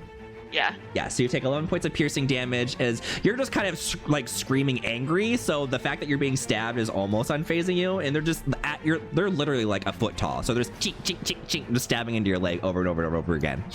Yeah, Rhaenyra is very bloody at this point. Oh boy. The other one is actually going to keep swinging at you as well, since they were already hitting you. They're just continuing to try to pile drive your thigh here. So 1, 2, 3. 16, not 1, and a 16. Do the 16s hit? The 16's hit, so that would be another 7 total. All since I have right. resistance. So you're actually only going to take the first hit because it's going to stab at you the first time, and so you'll take the 4 points of piercing damage. And the second time it tries to hit you, it like drops its dagger for a second. It has to take its third attack opportunity to pick its dagger back up. So just the 4 points of piercing damage. Okay.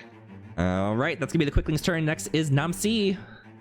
Alrighty, I am going to get a little closer so I can actually cast some spells. And then I'm going to cast Cloud of Daggers. And I will show you the space. One moment, let me get my thing broadcasting to others. How big Yeah, of an area 5 is that? Is it 5 It feet? is a 5 foot square. Ouch. All right. But there, can you see that? Yes, I see it. I gotcha. Okay. 5-foot square right there Okay. at second level, and there is your damage. 17 points of slashing 15 damage. slashing. Nice. Is there a save for that? There is not. Okay, and it's when they enter the space at the beginning of their turn, I'm assuming? Yes, when they enter the space and at the beginning of their turn. Okay, so they enter the space now, so they are going to take 17 points of damage. This one that just picked up its dagger is suddenly just pierced with a bunch of daggers and basically nailed to the floor, and this one dies. Oop. And then the hag has a bunch of daggers being stabbed into her back, but she seems pretty resilient, so she's kind of hanging in there. Anything else? That is it. I am my turn. Okay, next is the hag. The hag is gonna give Mango a little bit of a squeeze, but nothing that's gonna like hurt you and take you out of polymorph, so don't you worry. It's gonna take a look at Rhaenyra, knowing that it can't cast any more concentration spells because it's working on that polymorph. Oh, right, she has to make a Constitution save to see if she can maintain that concentration. Yes. That's a 13, which it has to be, oh gosh, what is it? It's half the damage or 10? So half of your damage was 9. So they do maintain concentration. Right, so the hag is going to turn to Rhaenyra since it's the closest target, and she is going to just take a couple swipes at you with her claws. Gonna be 2 swipes here. 25 and 12. The 25 hits, and then that would be half as well for, I'm assuming, piercing. It's slashing damage. Okay, yeah, I think slashing I'm also resistant to. I believe so, yeah. Yeah. So Okay. that would be 4. So she is holding on to Mango in one hand, and she has her claws swiping away with the second one. She manages to get you a good swipe across your face and leave you some scratches that are probably going to scar here. The second time she reaches around, you kind of take your axe hilt and shove her hand backwards. That's gonna be her turn. Next is Rhaenyra. Yeah, he's just gonna swing back at her with 2 more axe hits. All right, let's see it. Ooh. Does that hit? A 14 does not hit. Ugh. Okay, let's try again. A 22 does hit. There it is. Yay. What's the Okay. damage? That would be an 18. All right, so you swing at her, and you actually end up chopping off the hand that's holding on to Mango. Oh! Minus 18. Mango, you were still in the grasp of the hand, but it's a pretty loose grasp now, considering it's not connected to a person anymore. I'm almost free. Almost. Anything else for your turn, Rhaenyra? No, that's it. All right, Mango. All right. Oh, Mango real quick, is... actually, 1 second. Let's make a concentration check to see if you stay as a mouse. Okay. That's a 15, half of their damage. Yes, they maintain concentration. You were still a mouse. Ugh. All right. Wow. Okay. I'm just gonna. Okay. I'm full of anger. I'm just a mad rat. I'm just a mad bird rat. So I'm gonna try and bite her again. All right, flat dice +1. How about an 8? That definitely does something. He's trying so hard though. You have to give him props. Yeah, you try to That's take a little his nibble at turn. her bare foot because she's not wearing shoes, and you kind of chip your tooth. Wow. You take 1 point of piercing damage. Great. Anything else for your turn? Nope, that's it. All right, Ashira. So we're in a little bit of a logjam here. Since Mango is a mouse, can I occupy, like, can I move into her space to where the mouse man is? Yeah, that's or- fine. Okay. So here, that's okay. Yes, just keep in mind, if for some reason Mango does turn back into their humanoid form, you guys will probably run into a situation where you guys are going to have to not fall over. But Okay. yes, you're fine. Okay. So I'm going to I'm gonna hit him with my pack weapon. All right, let's see it. Come on. Okay. And I get 2 swipes of this, so 2 swipes. swipe 1, 15 to hit. 15 does not hit. Alright, second swipe. 17 to hit. A 17 just hits. So you swing. You said this is an axe, right? It's a great sword. A great sword. So you take this great sword, you swing it over your head, and she does the whole like she wants to grab it with both of her hands and kind of sandwich it, but she only has one hand, so she kind of just uses the left hand and kind of grasps it between her thumbs. She's got stone hard skin, so it almost like doesn't go through anything, but it kind of cracks through the middle of her thumb. And then you kind of shove harder on it for the second hit, and it slices through her thumb on that hand. And she will take how much damage?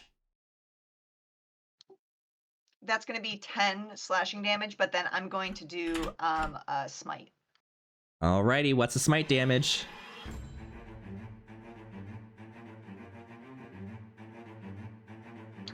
Hold on, it's 5d10, so. Holy crap. Settling. That's I like the way 27 that smite. sounds. 27 smite. Yes. Okay, Wow. yeah, as you go to your second attack and you basically just force this through her thumb, you can describe this. How does your smite happen? It's like a crackle of like black flame just like rushes down the blade like into somebody and like kind of hits with like an otherworldly shadow force. Amazing. You see this like black aura almost like take over her body and force her to her knees as she's stricken down with this smite. She is looking very bloodied. She is on death's door as she's struggling to stand at this point. Anything else for your turn? That's it. All right, next up is the quicklings. We've only got one quickling left, who is going to take some stabs at Ashira, not knowing that it's probably going to take some damage when it lands. So let's see here. 3 quick attacks with the dagger. 1, 2, 3. Got 20, 22, 19. My AC is 16, so I think all those hits. Okay, how much damage does he take when he lands a hit? That would be 2d8, so 8 necrotic damage. 8 necrotic damage. Okay, so he stabs you the first time, and he's going. You're going to take 10 points of piercing damage, and then the second time he stabs at you, you're going to take the 7 points of piercing damage, but he suddenly combusts into black flame and dies. Okay, perfect. So 10 total. 17. You take the 10 and the 7. Yes. Got it. Okay.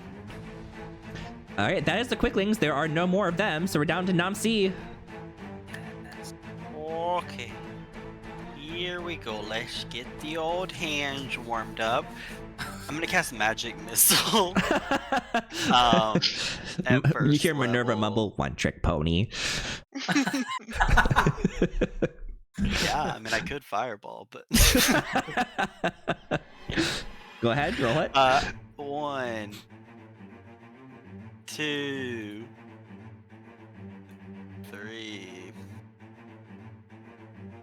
So that is Alright. 5, 6, 7, 8, 9, 10 points of force damage straight to the dome. All right, yeah, you see the hag basically kneeled over already under Ashira's blade as she's kind of like trying to hold the blade from slicing through her. And you fire these bolts at her, and the hag is sent to the ground, but she is still alive. I'm gonna use I'm not done. Can What? I want to use my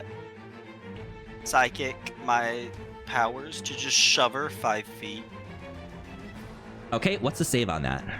It is a strength saving throw. What's she got? She's got -3. What's she got to save?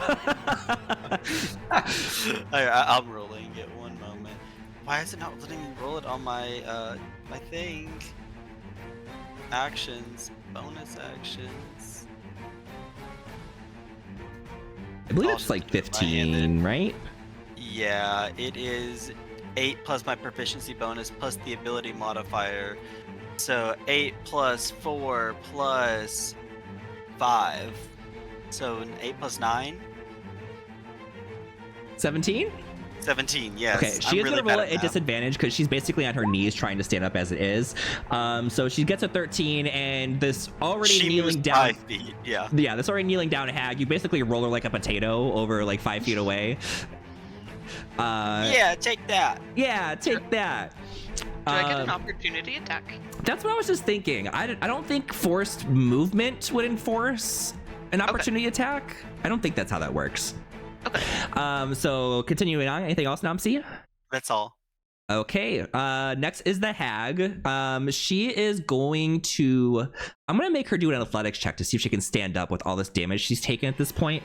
Let's see. Athletics. We'll just do a strength check because she's got -3. Yeah, she rolls a 4. So she kind of gets like to her knee, but she fully can't stand up. She's just gonna try to swing a claw at Ashira with basically her last breath at this point. So let's do that. Night Hag, rolling 1 claw attack. Does a 10 hit Ashira? It does not. Yeah, she swings her claw at you, and she did it so like it feels like her arm is just so heavy that it falls in front of you.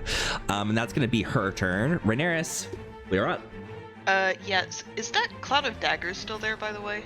It is. So she started her turn there, and she takes 17 damage, correct? Yes. Okay, so No, I need to re-roll it. Hold on. Okay. Yeah. It's 4d4. There you go. 15 points of damage. All right, so none of that happened. She didn't swipe at you. She is sitting in a blender of daggers. As she's being rolled around like a potato, she is shredded, and with her, she's just screaming and crying, and and then eventually she just kind of fades off, and she dies. Period. Gross. We solved your hag puzzle. Is Mango still a rat? No, that eliminates concentration. He turns back, which if Ashira is still standing on top of him, you guys make acrobatics checks to see if you just don't fall over. 15. And Ashira? That's an 8. Ashira falls over on her butt, and Mango just kind of stands up like nothing happened. Mango's like incredibly bloodied and just kind of like appalled at what just happened. He puts a hand down towards Ashira to help Ashira up. I gladly take your feathery little hand. Talon. Thanks for helping me out. You're welcome. I'm not getting chopped up by the blades, right? That was canceled. Yeah, that is his spell. Yes. No, Nam is blending you guys until you tell him to stop.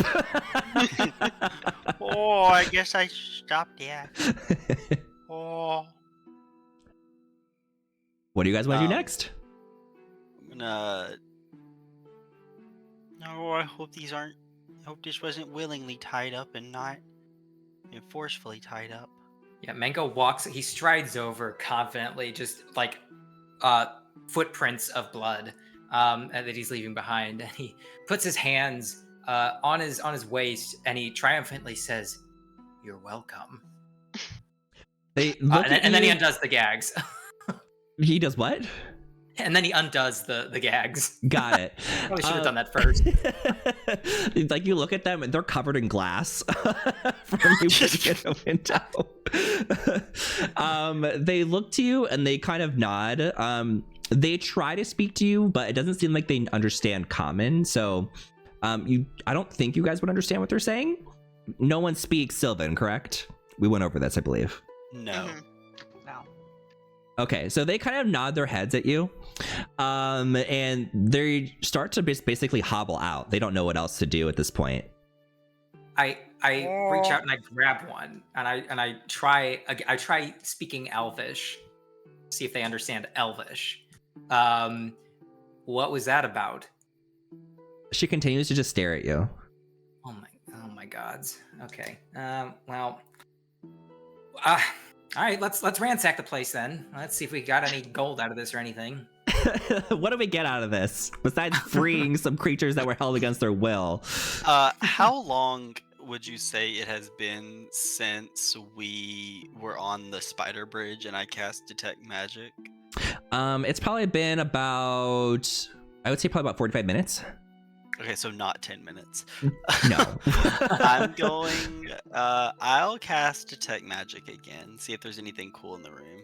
Okay, let me check here just to be sure. I will also make an investigation check, if you will, or perception, whichever you prefer, if I see anything neat or magical or shiny that I could write down in my little book. Okay. So all of the hag's prized possessions are just sitting on the shelf. So go ahead and make either an Arcana or an Investigation check. Nom and Mango, you guys can both do that. Okay. Arcana or investigation? Correct. 26. 26, amazing. And let's go with non-natural 20. Natural 20. Okay, so Mango, you're kind of sifting through some chests over by the bed, some crates, and you come across another blue potion. You aren't sure what it is specifically just by first glance. And then Namsi, you find a potion of greater healing. It's pretty obvious what this one is. It's a red potion. You've seen them a million times before. You're with your detect magic. You aren't detecting any like magical artifacts or anything. It's really just the potions. Oh, here. You look like you need this, little birdie. Oh, thank you. Oh, Yes, I was gonna actually, ask. no. Oh. I'll trade you. I want the blue one. I don't He has like his cherry hands up. flavored. I'll trade you For my thing. for the blue one. I don't like cherry flavor. He's loath to give it to you after you had initially offered it freely, but knowing what the potion is that I have, it's fine. It's a fair trade. He hands it over. I hand you over the potion of Hill Giant Strength. Can I make an Arcana check to see what the potion is that he just found? You want to do what again? Sorry, I was reading. Can I make an Arcana check to see what the potion was that he just found? Absolutely. Make an Arcana check. 27. This is a potion of clairvoyance. When you drink this potion, you gain the effect of the clairvoyance spell. An eyeball pops in this bluish liquid, but vanishes when the potion is opened.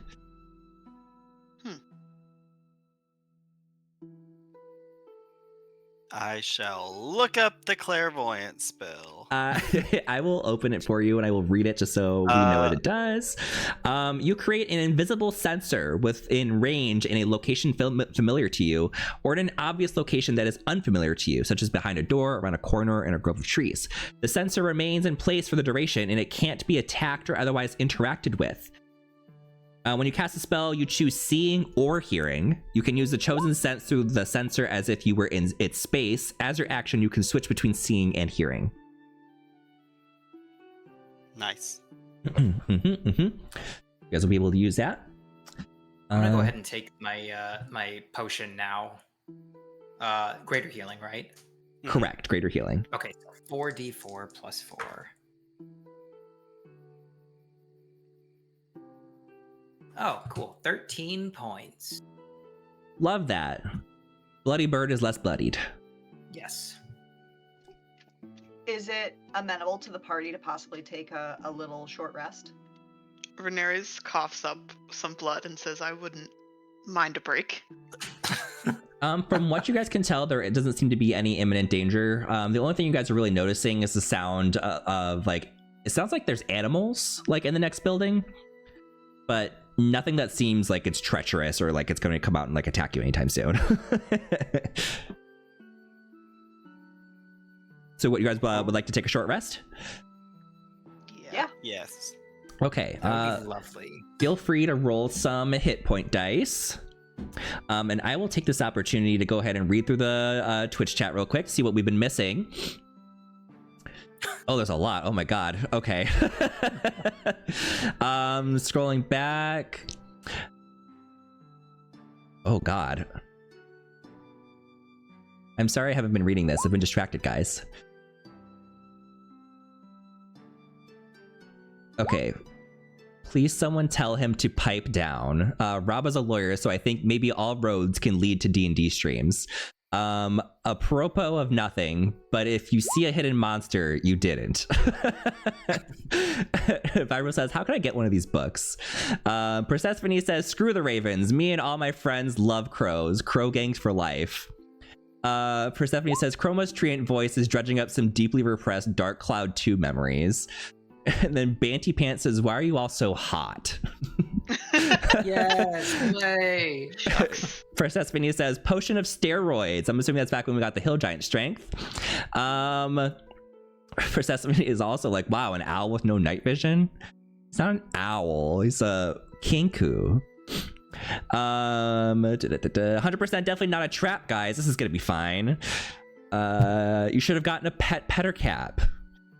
You get what you get. You get what you get, and you don't throw a fit. I'm trying out above VTT with some people tomorrow because personally Roll20 is so confusing. God works hard, but rogues find every way to use sneak attack. Work harder. It's true. Rogues almost always get sneak attack. Like, it's impossible for them not to, it feels like. There's just so many opportunities. They like make it sound like it's gonna be hard to in the rules, and then it's not. Persephone says Rhaenyra's climbing into the well to shame Grick kind. They also say when doing bits bites back. Jake says I literally love this witch. A dwarf looking through a window. So this hag sees just like a bloody head peeking over the windowsill when Rhaenyra was just peeking in, making direct and somehow intimidating eye contact. Are we the bad guys? No, we're fine. Might be. We're Who fine. knows? Vibro says Mango gotta go. Do we know if these bound people want to be saved? Maybe this is some sort of BDSM group. Oh my god, they're in a 50 Shades novel. Stabby. Let's see. God. Ashira understands what's going on in the hut. Mood lighting. Eat Bonnie Me says every time Chroma says anything else, I stress. One in chat if you want to see a full party wipe. Two if you want to see Mango fed to a cat. Honestly, Mango is a jerk. Okay, that's radio saying that. I mean, what else? Persephone says Minerva has had it. Minerva is definitely a little old lady who's been dragged somewhere she doesn't want to be. She just wants to go home and read her books. Let's see. The wildest 10 minutes. Vibro says clairvoyance. Jake says get it together. Clairvoyance is a great drag name. And mine is Narcissus. Got it. Okay, we're all caught up on the messages. I'm sorry. So we got our short rest through. Cool. You guys are still in this cottage. You hear the animals next door in the next building. Is there anything else you guys want to do? I'm gonna walk around just making note of every little thing in this hut. Oh, they'll be nice. They'll be happy to hear this. Hag in its natural habitat. Stepping over the dead bodies. It's natural habitat. Yeah, I'm gonna poke the quicklings, be like, oh, no, not fast when dead. I think Mango said, while this is happening, Mango says, well, that's one building down. I think we know how to deal with the other one. I'll go check the windows. I'll come with you. Make sure you don't get turned into a mouse again. I'll That do went my so best. well last time. Approaching this building, there doesn't seem to be any windows, but there is a locked door on the front. Oh, my specialty. Mango is like rubbing his hands together in anticipation, getting ready to try to unlock it. Wait, is this where I hear the animals? Yes. Okay. I'm gonna try to unlock the door, but not open it yet, if that's all right. Sure. Make me I think it's like a tools check, thieves tools. Yeah, thieves' tools. That's a dexterity check, right? You can either do, I can't remember the exact rules. There's like a dexterity check plus a proficiency, or Oh, if that's you right. click on your thieves tools in D&D Beyond, there should be a way for you to just roll it from there. But okay, here we'll just do it this. Oh no! 6. Mingo was Your really specialty, proving you to be a say? really good rogue. Barreling into danger face first, screwing up all of his lock picking rolls. He's good to go. Like I said, he's still learning. He's So still stealthy, so agile. Yeah, Mingo, you take an effort at picking the lock, you just have slippery fingers. Maybe you just got a little bit of blood on your fingers, and you just can't get a steady hand after being transformed into a rat and surrounded by multiple creatures and firmly grasped by a hag. It's just not your day. that's some bad news for y'all. That was not my finest moment. There's like blood all over the lock. Is it like a padlock? Like, could I just smash it? It's just a standard door lock. Like you just typically put a key. Like it's just like an Okay. old-fashioned door. Like a cartoon. Yeah, lock, like exactly. Like you could peek through the keyhole if you want to. Well, worst case scenario, I could knock it down with my axe, but if anyone else wants to try the lock. I have an idea. Fireball. Excuse me. Bum, bum, bum, bum, bum. Can I pour some water over the lock and shape water freezing it, making it like expand and bust the lock? Is that a thing that can be done? Yes, you can do that. When you're doing that, can you make a straight intelligence check?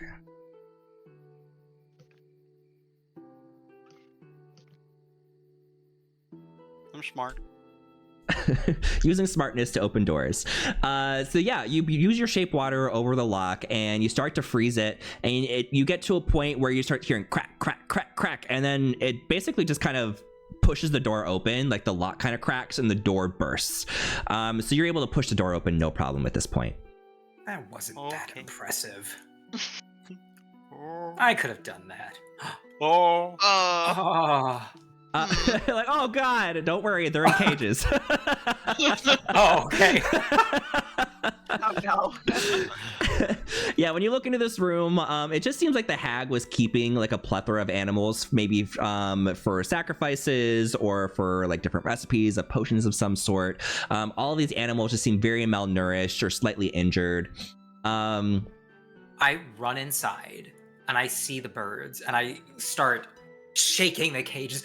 What did she do to you? Are you okay, my brethren?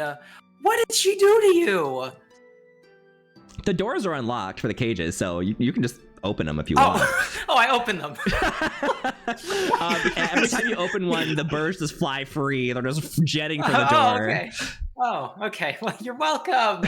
Be free, my brethren. And you just ignore all the other creatures that aren't birds. Yes. The egg behind you just goes. What is this animal? It looks like What a is- rat. That is a giant rat. A kindred spirit, perhaps? So Ashira's not super bright, but she's smart enough to put like one and one together. She's like, okay, if the bird was turned into a rat, how do we know these guys aren't polymorphed? Like they're just regular baboon? Do you say this out loud, or is she just thinking this? No, I'm saying that out loud. Like, do we know they're not polymorphed? I'm running low on first level spell slots. Minerva just kind of like starts pressing her eyebrows with her fingers, and she's like, "Oh God." Would a regular Arcana check like be like a whiff of magic, or would that be beyond the scope of that? You're saying you want to do an Arcana check to see if you can understand like that specifically? Yeah, see if there's a whiff of weave going on. Yeah, go for it. Okay, that's a 22 for a whiff of weave. What's whiff of weave? What? To Like, see if I'm she trying smells to like anything. see if the weave, if the magic is at work. Like, is there? You smell the air and you smell no magic. Okay, regular animals, okay. All right. Yes, continue being free, my brethren. And do the rest of you just leave the rest of the animals in there? Yeah, I'll Megan let out doesn't the touch giant the rat. Wait, Yeah. how big is it before I do that? It's about the same size as you. It's technically just a regular sized creature. Just kidding. What is this? That's a hawk. So it's a So it's bird. already It's free. gone. We got a gone. hawk, Out a of there. vulture, a blood hawk. The owl is free. The eagle is free. We got a baboon, a hyena, a boar, a hawk, a giant rat. And then if you went a little bit further, you'd find about a dryad. Oh yeah. No, we saw that. We just weren't in. You know, we weren't. We'll Who let cares, the you know? dryad. Yeah, let's let the I'll dryad walk- out. Yeah, I'll walk down and let the dryad out. She's unconscious. Oh, Oh. Okay.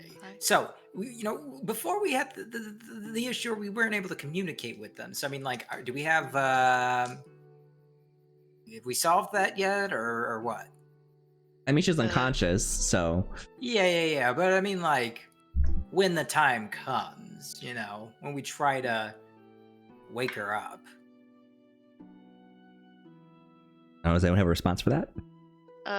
Maybe Rhaenyra will go out to Minerva and say, "Is there any way you could potentially help us? There's one creature here injured, but I'm assuming she probably only speaks Sylvan." I don't speak Sylvan, but I can take a look at her. Does anybody have comprehend languages? I'm a wizard. That's not what I do. I don't comprehend much of anything, to be honest. Oops. I put Minerva under you. There we go. Minerva kind of looks at you guys. She's like, does anyone have a potion, healing magic, anything? Oh no. No, I drank mine. It was so good. Cherry flavored. She sighs, and she actually just reaches down and she touches the dryad, and she does like cure wounds with her hands. She's like, I hate having to heal people. I was bleeding. I almost died. Man up. Okay. All right. Rude. The dryad kind of like comes to.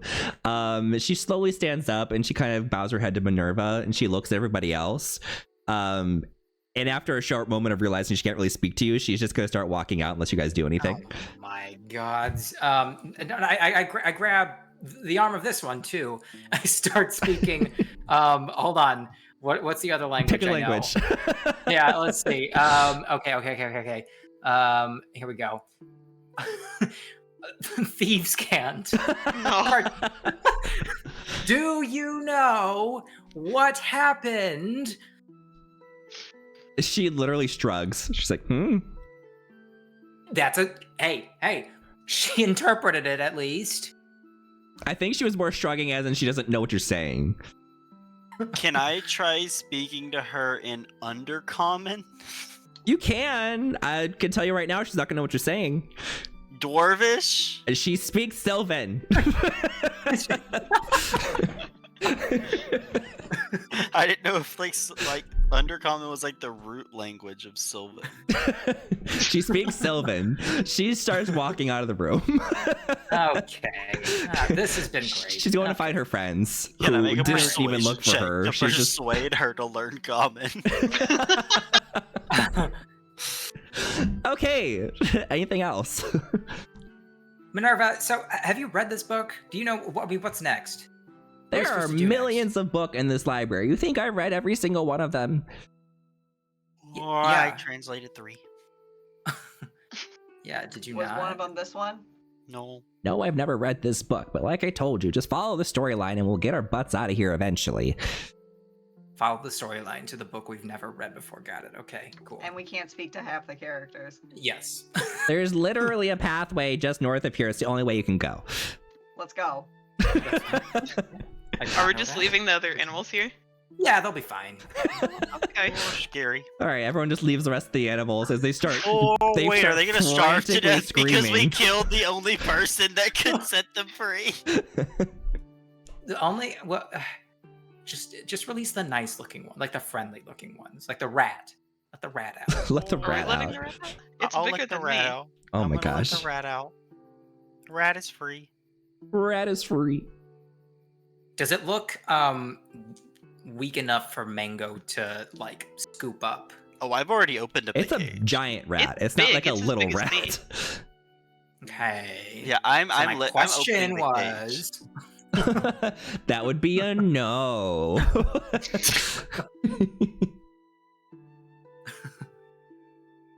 Let's see. There's something I was I gonna don't like read. the I answer lost to it. that. Sorry, this is my bad. Totally good. I lost where I was. Okay, so you guys start leaving this area. You guys can start traveling north. It's becoming nighttime. Like it's getting really dark outside. You start to hear some critters in the woods around you. You guys are pretty badly beaten up from the last fight, or at least some of you are. But as you're walking, at last, it seems as though you have reached the northern edge of the forest. The trees are fewer and farther between, and a short distance ahead, you can see the edge of a body of water. As you come closer, you see it is a wide river running perpendicular to your path. Off to the east, the river runs between two swaths of dense forest. The west is a well-worn trail that leads through the underbrush and seems to follow the watercourse. On the ground in front of you are the remains of campfires, suggesting that others have used this area as a place to rest. Take a long rest. This is the book's way of saying take a long rest now or die trying. I ain't mad about Long that. rest. I ain't mad about it. I'm down with recovering my spell slots. Alrighty, so you guys come across a campfire, you settle in. You guys can initiate your long rest. Would anyone like to take a watch over your 8-hour rest? I think Mango's done enough for one day. You guys could split it up evenly and get the full rest still, or if you guys want to basically sacrifice somebody's long rest and have them stay up the whole time, you're welcome to, or just all of you go to sleep and see what happens. Rhaenyra's will do an even split, but he still needed that rest. Yeah, I also will split it. Everyone roll a flat d20 for me. Everyone? Everyone. Okay.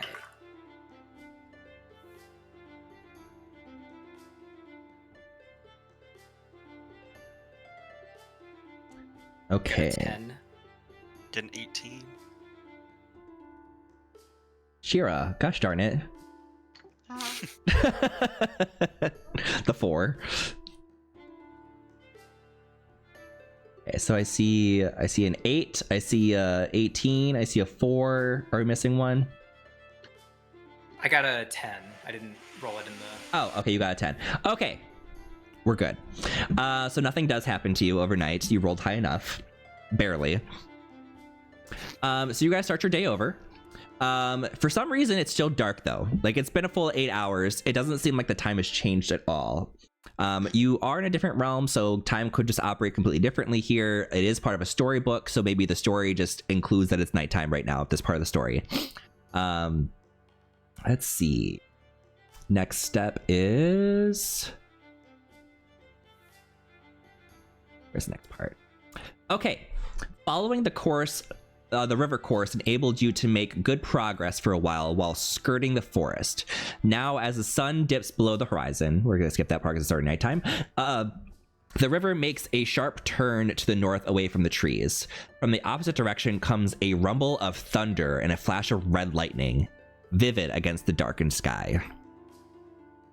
Put that in your chat just in case you need to reference that.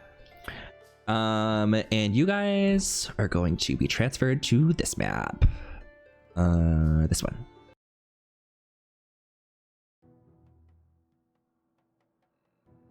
Right, so you guys do have a pathway ahead of you. Mango, with your passive perception, you do hear what sounds almost like... It sounds like people in the distance. You can't really tell how far, though. It almost seems like there may be a distortion in the sound that you're hearing. Like, you can't necessarily pinpoint exactly where they are, but you can sense a presence not too far away Hey, of y'all. multiple Okay. people. I don't know if you can hear it, but I can certainly hear it. I don't know where it's coming from, but it sounds like there might be some people ahead, maybe? Or something? I hear something.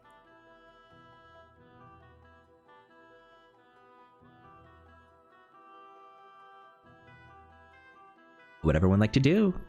Is there weave at work? Is there what? Can I do the whiff of weave, the Arcana check again? Oh, yes, absolutely.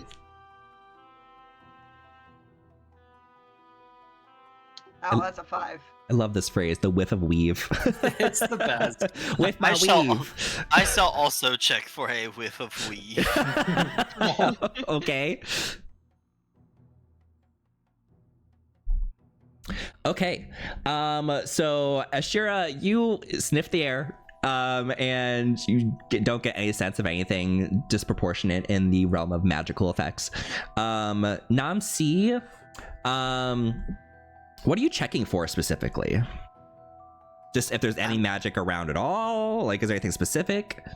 I'm just trying to see if just a general, like, is there magic right here around me in this moment? And you're not casting a spell to do this. You're just kind of doing your own mind check. Just my own mind check. Yes, I'm just like kind of checking, not like like a thorough. Based on what you're feeling and what you're observing, it almost feels like there's less magic than you would normally experience in a normal area. Then now I'm going to cast Detect Magic. Okay. As you cast Detect Magic, you feel that it fizzles. Nothing happens. Oh God. Oh. What just happened? Guys. I'm scared. Is there something weird going on with my weapon? My magic has never not worked before. What was your question, Ashira? Can I pull out Dead Tooth, which is my pacted weapon? Is there something weird going on with it? Describe what it would feel. Like, what effect does it have that it might figure out what's going on?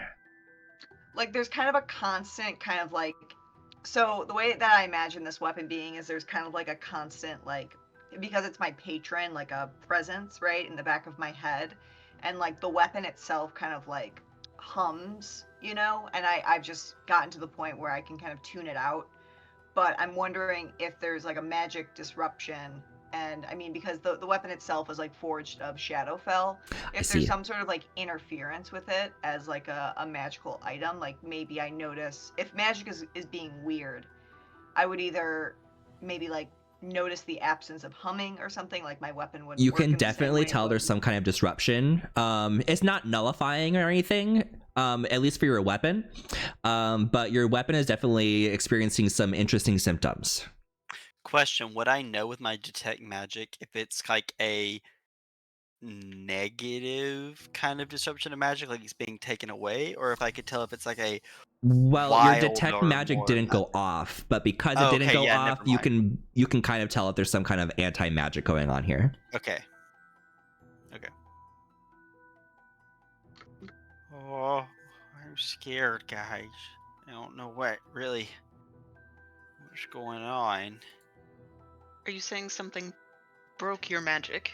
Yeah, I can't do anything. I mean, I'm also gonna try to cast, like, Prestidigitation to make, like, some smoke come out of my hands, like some sparks.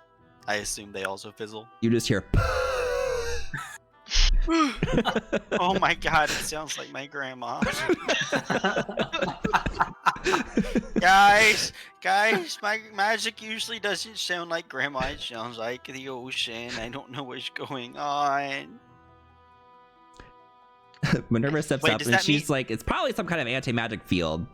Just grab your weapon, let's go. We can just hit whatever's in the way. My Manifest Mind book would, like, fall to the ground instead of just, like, hovering right in front of me. It actually seems unaffected. It seems like any items or anything that's, like, magically living isn't, like, being affected, but anything that you're trying to cast is being nullified. Oh, okay. At least Nodi's okay. I guess let's proceed with caution. I will offer to go first. I don't rely on magic much, so if there's something dangerous ahead, he relies on anger. Yeah, just pure angry. How are you proceeding? I guess cautiously. Yeah. Let's roll some stealth rolls. Oh boy. Oh yeah. You guys already went a little far, so you can kind of see what you're running into. Well, whoops. Oh, I didn't. Oh no. Not my specialty. A 3. Ooh. We're just like shouting about the anti-magic field. What do you mean it's not working? And I have a giant jangly crystal staff that I bring around with me. Like, nothing about me is stealthy. Yeah, so we've got Rhaenyra rolling a 5 and Namsi rolling a 3. We're doing Rhaenyra is just using very heavy footsteps as we're stomping forward, and Namsi is still kind of whining about his magic not working and swaying his jangly staff around. So your guys' presence is very well known as you're just walking forward. And as you're starting to step forward, you see these wargs, these like almost dog-like looking creatures, start stepping forward towards you guys. Everyone roll initiative. Oh, Wait, no. you give me a chance to cast Fireball? And I know cast Fireball? No cast Fireball. How? Someday I will get higher than an 8 in initiative. That's the third No. one where I've gotten an 8. You rolled 8, like, even on not initiative rolls. I've been noticing all night. I'm like, damn, that's Yeah. an 8. Oh, I forgot to attach it to my token. Okay, so you'll have to give me a second to manually add you guys. Okay, so I got I'm Mango. so sorry. Let's see, Ashira. Add and Namsi. Add and Daenerys. Did we all forget to select the token except for Yeah. Mango? Yeah. Yeah. Good job, Mango. Mango does what he can hmm When he can. when he can. He's not a rat. All right, so this is this one. Run. Roll for initiative for those guys. Oh, okay. Most of them got a 21.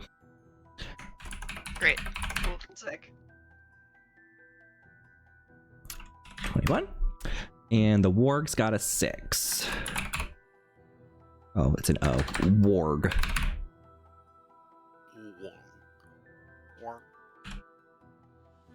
Shira got it was 15. No, that's your stealth. 17 for initiative. Namsi, 15. Daenerys, 8. Okay, descending order. And cue battle music. All right, first up are the Berserkers. I like the Oh, there's so many of them. There are 1, 2, 3, 4, 5, 6 of them. So they're going to start charging. 1, 5, 10, 15, 20, 25, 30 as their movement speed. 1 for Ashira. 5, 10, 15, 20, 25, 30 at Rhaenyra. 5, 10, 15, 20, 25, 30. 5, 10, 15, 20, 25, 30. 5, 10, 15, 20, 25, 30. 5, 10, 15, 20, 25, 30. 5, 10, 15, 20, 25, 30. Okay, so the first Berserker is going to go ahead and swing at Ashira. That is... Ooh, that's not that right stat block. They take their great axes and just start swinging. It's just one hit. Reckless. At the start of its turn, the Berserker can gain advantage on all melee weapon attack rolls during that turn, but attack rolls against it have advantage until the start of next turn. So it's going to go Reckless, and it's going to swing at you. Could be an advantage, so a 20 or a 19. 20 hits. Yep. All right, they come charging at you with their great axe and swing at you for 9 slashing damage, just knocking you right in the shoulder. And the next one's gonna swing at Rhaenyra. Oh, that's a nat 20 crit! It's gonna swing at you and it slices off a chunk of your chest. And you're gonna take 22 points of slashing damage. Books I suck. have resistance to slashing, so it'll only be 11, but still, ouch. Do you still have it when you're outside of rage? Oh, no, I don't. I forgot that I am not raging right now. No. She is not mad yet, but she's about to be. Ow! All right, the rest of them do not have a ranged attack, so that's going to be the turn for the Berserkers. Next up is Mango. All right, Mango is going to try to help Rhaenyra. He gets out his crossbow and he's going to fire a bolt at the Berserker next to him. Let's boy. see it. Oh no! How about a 16? Oh, I'm sorry, I get advantage. I'm sorry. Oh, natural 20. The nat 20 hits. What's the damage? Yeah. Okay, damage. Okay. And double Oh, it. this is gonna be a lot. Okay, so with sneak attacks. There's a lot of dice being rolled. Over the physical dice, clang, clang, clang, clang, clang, clang, clang, clang, clang, clang. 33 points of piercing damage. All right, you take this crossbow and you fire it, and it hits this berserker right in the shoulder, and it sends them kind of knocking back, like they step back, and it takes a gash into their shoulder. They are bloodied, but they don't look like they're that messed up. Oh, no, we gotta get out of this book. We gotta get out of this book. You said it was how much damage again? I'm sorry. 33, I think. Minus 33. Okay, it's looking bloodied, but she's still staying strong. Anything else for your turn? Mango's gonna actually take a couple steps back. 5, 10, 15. He's gonna be right there. All right, next is Ashira. It's Shadow of Moil time. Shadow of Moil. Yes. So, again, I'm obscured, so disadvantage to hit me. And then the light circumstances, it's all now dim. But I assumed it was nighttime anyway, so... It is nighttime, yes. Oh, so how does that work? So the spell, I can put it in the chat. Let's see. Flame-like shadows wreath around your body until the spell ends, causing you to become heavily obscured to others. The shadows turn dim light 10 feet to you, to darkness and bright light, same area to the dim light. Spell ends, you have resistance to radiant damage. In addition, whenever a creature within 10 feet of you hits you, take the damage. I mean, there's like torchlight, so it's not like pitch black. I mean, you're still just heavily obscured. Okay, it's just regular darkness then. Yeah, it's not like magical darkness or anything. Awesome. Yep. Okay, cool. So I'm just in case now, and then when folks hit me, I'll call it out. Okay, that's your turn. Yep, that's it. Namsi. All right, so seeing that, I'd be like, okay, so maybe not all spells fizzle. I'm going to try and cast Fireball. Yes. All right, cast it. Let's see what happens. I'm gonna cast it with force damage. It's casting with force damage. Oh, that's right. You can do that. Yes, I can do it 3 times per long rest. I can change the damage type. So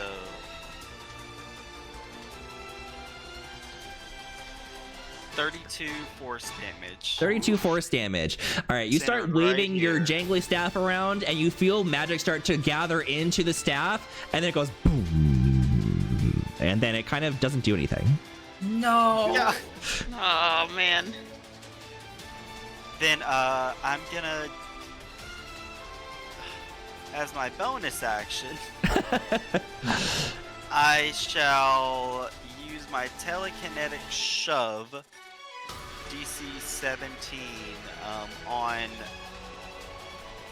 this one. I'm trying to ping it. DC 17 strength check to shove it 5 feet in this direction. 13, so it's gonna be 5 feet shoved this way. Yep. All right, the one that just got shot is getting shoved back 5 feet. Anything else? I'm also gonna move back a little bit. Right She said, now I run. there. I can't do anything. Okay. Anything else? That's it. Rhaenyra. I think Rhaenyra is definitely gonna rage here and says, "You think you're a berserker? I'll show you a berserker," and is gonna try and attack the one that's standing directly next to him twice. All right, you get advantage. Oh, I get advantage? You do. They recklessly swung at you, so they have advantage on your attacks. Okay, so 16 for my first one. 16 then does hit.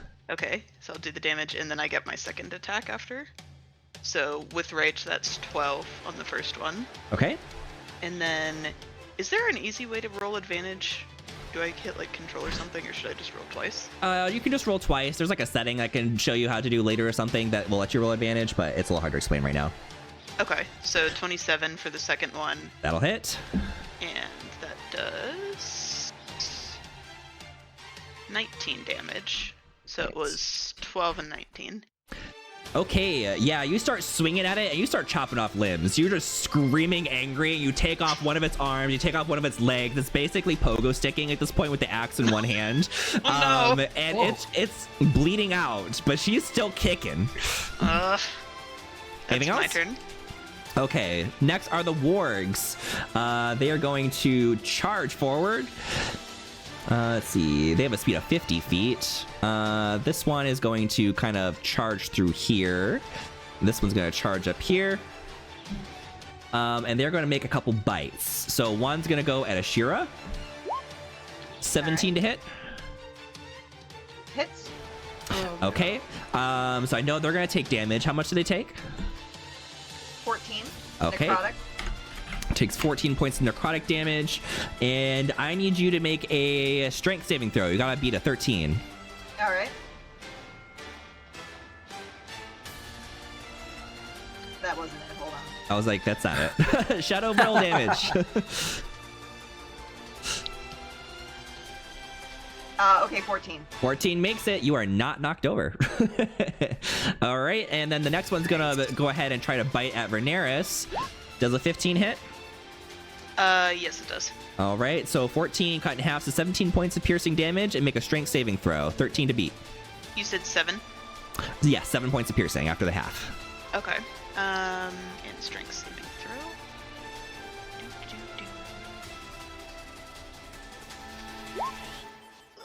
You fail. No! You are knocked prone as the ward jumps onto your body, Ow! putting its paws on your shoulder, and it starts biting at your neck.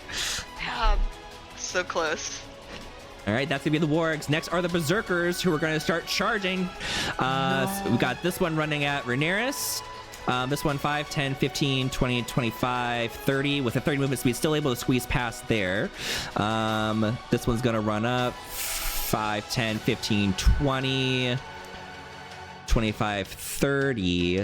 It's actually running towards Namsi, but it's not gonna reach it.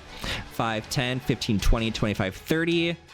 5, 10, 15, 20, 25, 30. Okay, so there's going to be 3 of them swinging at Rhaenyra.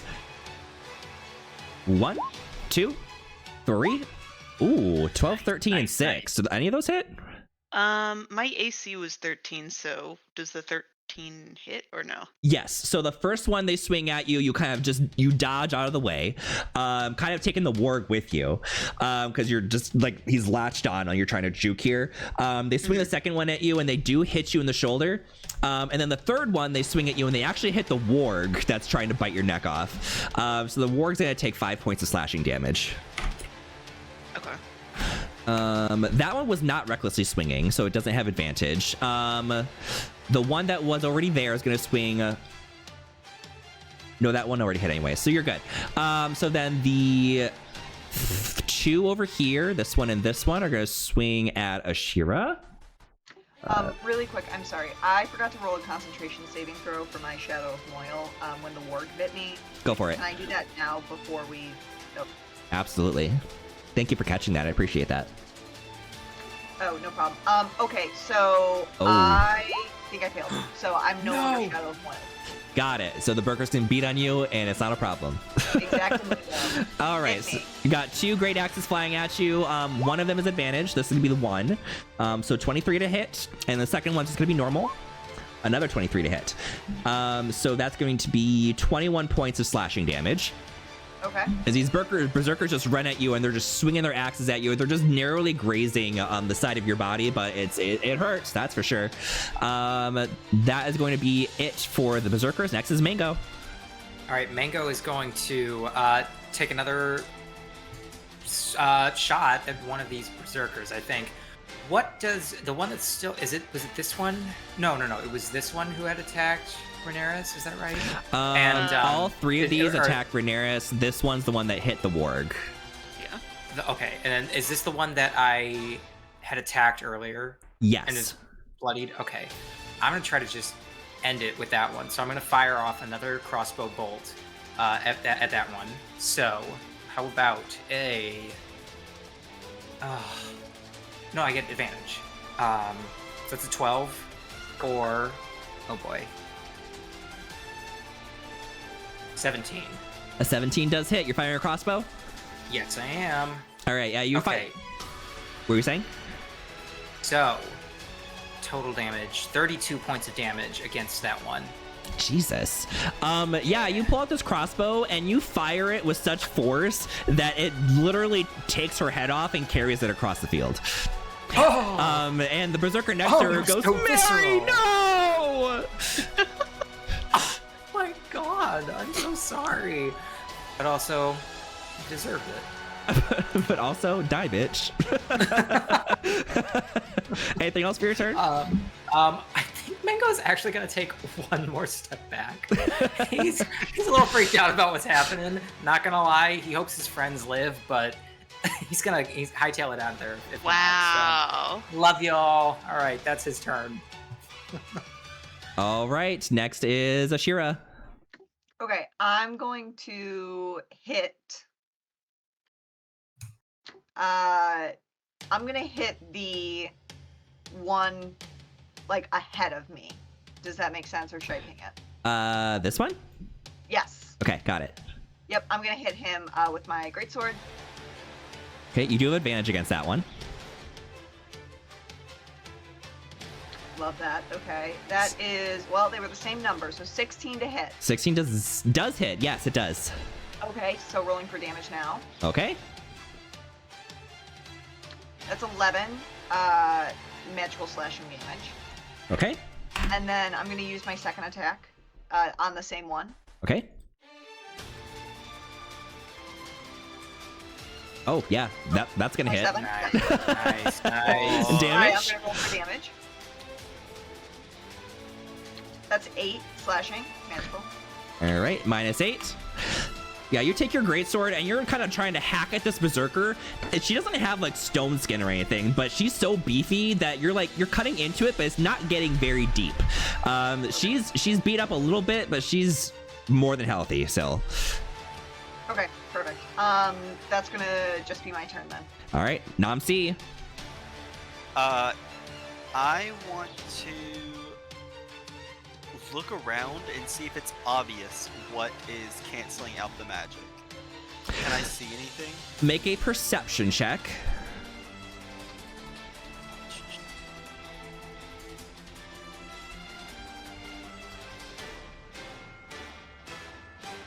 Why didn't it pop up? 14. You don't see anything in specific that's canceling it out. Roll me an intelligence check.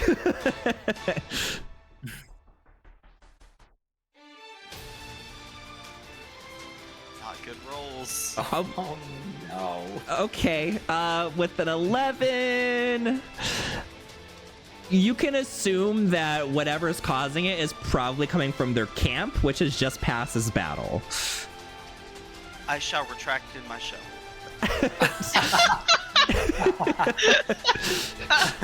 Okay, anything else for Namsi's turn? That is it. All right, Rhaenyra. Yeah, I'm gonna use half my movement speed to stand up, so I'm not prone anymore. Okay, And then I'm gonna attack this. the warg, got it. Yeah, so I'm gonna do my first attack on it. So 15 hit. Yeah, the 15 does hit. Okay, so here's the damage for that one. With rage, that's at 10, Okay, and then second attack. that'll hit. Okay, so that would hit. And another 10, so 20 damage on the warg. All right. You slice at this warg and you gash into it so hard that it starts to collapse. It's Nice. bleeding out, but it's not quite dead. Okay. Rhaenyra's like, I'm not gonna do it because Mike's, but Rhaenyra screams at it, and then that's the end of his turn. All right. Next are the wargs. This warg is actually going to try and limp away. It's going to use the disengage. 5, 10, 15, 20, 25, 30. It's running back towards camp. This one is going to keep biting at Ashira. Oh, do I get an opportunity? Oh no, you said disengage. Use disengage, correct. So let's go ahead and swing the warg. Make a bite attack. The 13 hit. No. Yeah, it leaps at you. I mean, it was already on you. It was trying to bite you, but as it's trying to make a second bite, you kind of shove it off to the side, and it's going to fail that attack there. So we're going to go swing over to the berserkers. Let's see. This one is going to continue to run past Ashira, taking opportunity attacks. You can go ahead and roll that, Ashira. Okay. No. At advantage or no? That one did not go into reckless yet. So you wait. Check says relying Berserker at the start of its turn. Okay, yeah, so it is going to go reckless here in a second, so yeah, so with advantage. Okay, so advantage, alright. LOL, that's a 12 to hit. 12 to hit. A 12 does not hit. So you see this this Berserker just lunging for Namsi's shell body on the ground. And you take a swing at it with your sword, but it just brisks across their back and misses. So this is going to this Berserker is going to go reckless and start screaming and start hammering down on your shell with its axe with advantage. So let's see. 1, 2. Does an 11 hit? I don't think it does. Not even close. Not even close, baby. All right, so this Berserker's just screaming and try to break through your shell. And then the rest of them are going to swing at their respective targets. This one will run up. All of these guys are going to go reckless. So Rhaenyra is going to swing. There's going to be 2 of them coming at you with advantage. So let's see. 1, 2. Does a 15 hit? Rhaenyra? Oh, sorry. Yeah, it does. Perfect. So you're going to take 4 points of slashing. Ow. Another one. 3 points of slashing. So you take 7 points of slashing as these guys just start screaming and yelling, especially this one here because you killed Mary, or because Mary died next to her. She's extremely upset. She's fully on in tears while swinging her axe at you. Just calm down. You killed my friend. And then these 3 are going to swing recklessly at Ashira. So first one advantage, 15 to hit. No, it doesn't hit. Okay, second one advantage, 24 to hit. You betcha. All right, that's gonna be 4 slashing. 15 to hit. No. Okay, so you just take the 10 slashing as they're all basically just playing pickaxe on you guys. They're just trying to mine the guts out of you. That's gonna be their turn. Next is Mango. So, okay, rules clarification. So if I were to take a moment to try and perceive or get some insight as to why they might be attacking us, or to see if there's any possibility that they would if we could get them to stop, would that count as my action? Or would I still be able to fire off a bolt? You can still fire off a bolt. That's fine. Okay, I would like to see if I can discern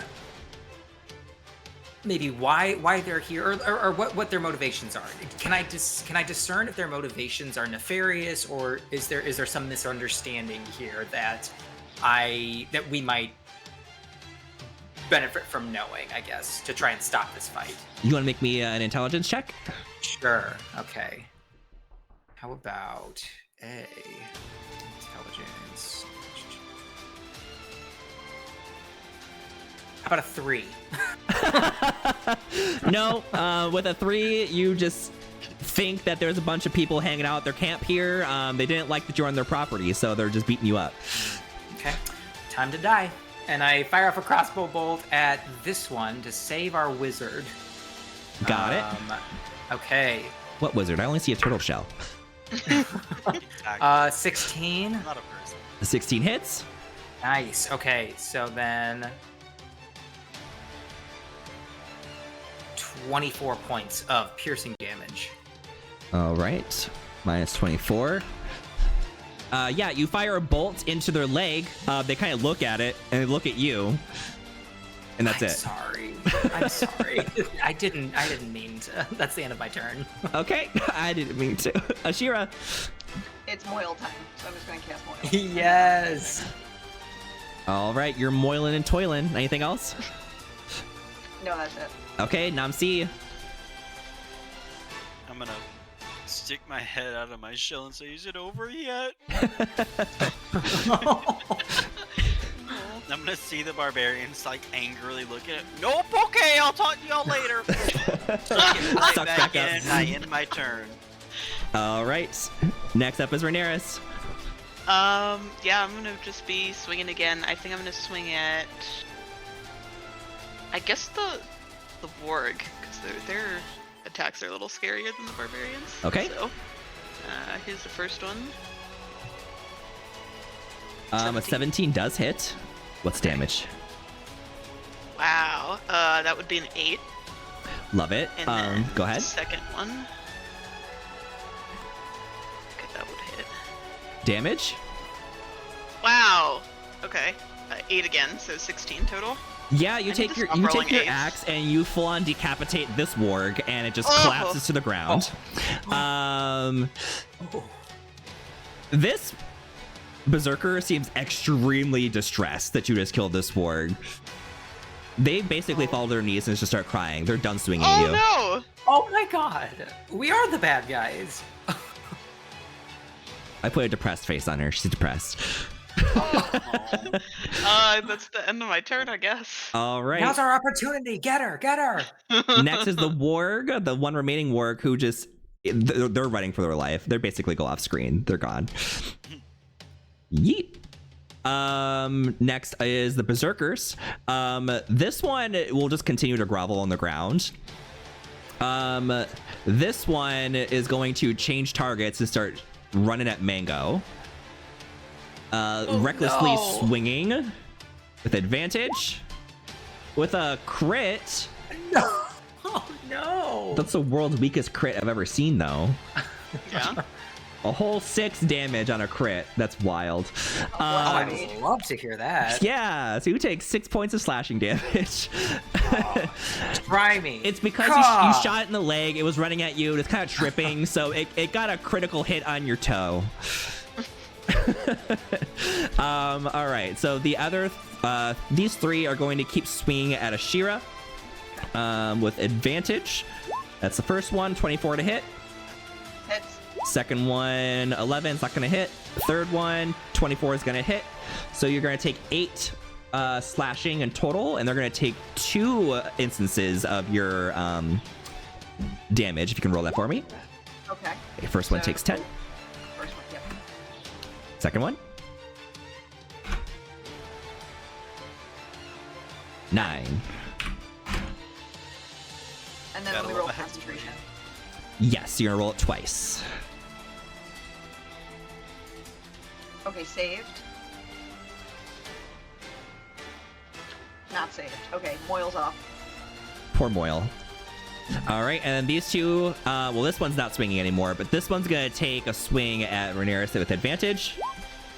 13 to hit. Yeah. All right, so 15 divided by 2, you're going to take 7 points of slashing damage. Okay. This one's actually starting to look pretty nervous now that its friend has actually collapsed. You can see it kind of withdraw its aggression after that last swing. Okay. Mango, you're up. Okay, as this this berserker is running my way, can I discern anything again? Do I see any, like, do they have any like tattoos or anything that like denotes them as being part of a faction or anything, or can I glean anything? Perception check. Okay. 13.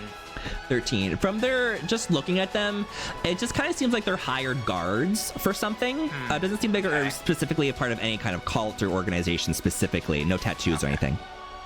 All right. And then, so I mean, I know this. I was allowed to do it last time, but this time, last time I didn't have some person running towards me. Can I still take an action? Yes. Okay. So what I would like to do is he sees this berserker coming. Mango drops his crossbow to the ground. He takes out his 2 daggers. He swings first with his dagger of warning, which is in his right hand. Oh shoot! For an 11. That doesn't hit. Shoot. Okay, so he misses. He's gonna swing with his other dagger. It's just a plain dagger, which is in his left hand. I don't add any ability modifiers to it. How about that's another 11? That does not hit.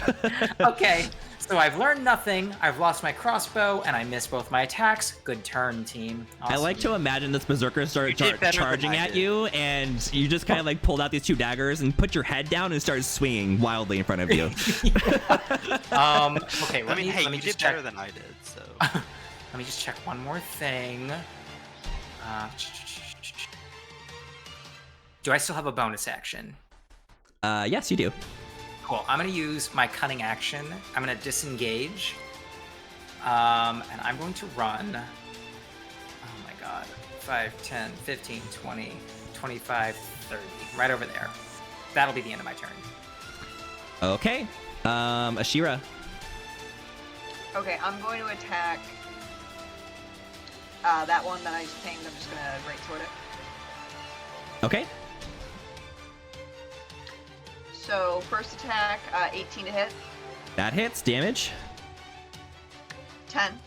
Okay. Necrotic, or not necrotic, natural. Second attack is a crit. Oh, damage. Nice. So that would be 13. 13. Okay. I think actually it didn't double it automatically, so it'd be 26. Okay. So again, okay. You swing down on this person and you basically cut them half down the middle. So this person just falls to the ground, and you see the other berserkers just turn their attention to them. They're no longer paying attention to you. They just start basically leaning in to try to take care of this other berserker that just went down. Did I reduce them to 0 hit points? Not quite.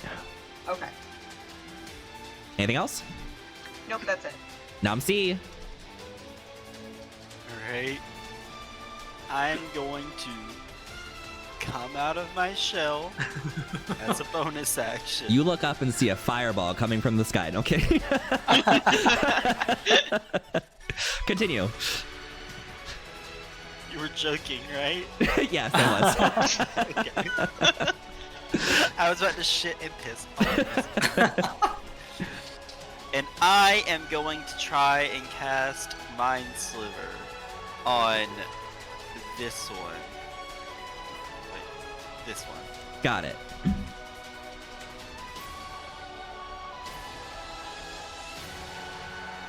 It takes 4 psychic damage, a 17 intelligence save. All right, you aim your staff at it, and with all your magical might, you point at it, and No. No. Oh, why? Oh no, goofed and gagged. anything Alright. else? Nope, I end my turn. Okay, Rhaenyra. Yeah, go team! So did you say the two that are next to me, one of them is on their knees crying, the other one doesn't seem to want to fight anymore, Correct. and then the other three by Ashira are, one's very injured and the other two are helping? Like, they don't really seem like they're fighting anymore? Yes.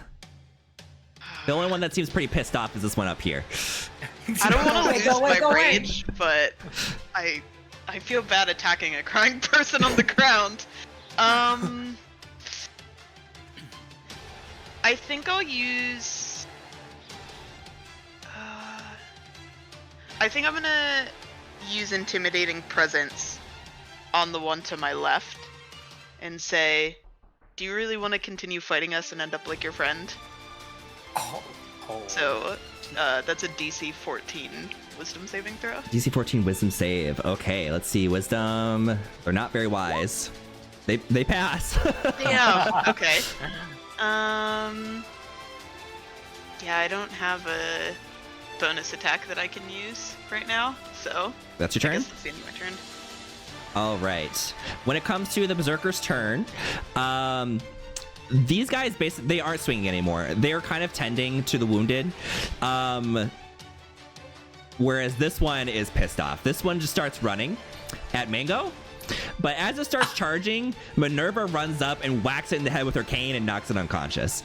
Oh, you couldn't have done that early, like 15 minutes ago, Minerva?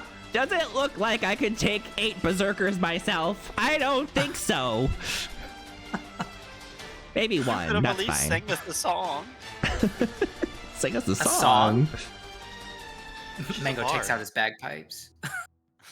I mean, you guys are welcome to keep beating on them if you want to, but they basically have left combat. So up to you guys what you guys want to do.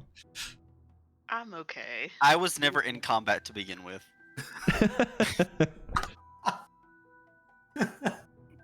I think in Rhaenyra's youth, he probably would have kept swinging, but he's grown. All right. What would you guys like to do now? Have Go we tried to figure out. communicate with them? What would you like to say? What are you doing?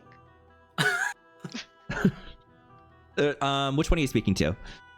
The three clustered around me. I will take any answer from any of them. Okay, so they're tending to this one because you basically cut her in half. So they're kind of crying and mumbling, and they just kind of point to the south, which is actually to the left for you guys right now.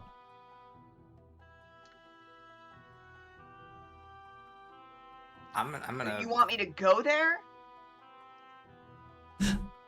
Or is that where you're from? They don't seem to understand what you're saying. Oh, classic. Okay. Namsi is like as pissed as a turtle could be. He is a poacher who turned off my magic. I got the whiff that it might be somebody over here. We're gonna come on. Does anyone Come on. speak giant? Just out of curiosity, I don't think anyone does though. They speak No. undercommon. Giant, Giant, giant. Okay, got it. Dwarf. Once you do come around the corner, you do see 5 tents over here. Does it look? So Mango's like kind of hanging out in the bushes as he approaches, just to try and stay a little stealthy. Does he see any like visible threats or anything, or what does he see? Ignore this berserker. Okay. No, you nothing crazy at this point. It seems like everybody that was occupying this area was up there fighting you guys. So at this point, you just see the unoccupied tents. Can Namsi make like an investigation check, Arcana, something to figure out? Are you where like his magic going? is being sucked from? Yes. I mean, if you want to go into the tents and do an investigation, you're welcome to. But like looking around right now, you don't really see anything outside of like some pots and pans and some just general stuff laying around. Which tent looks like it's the most grand or the most important? This one's the biggest one.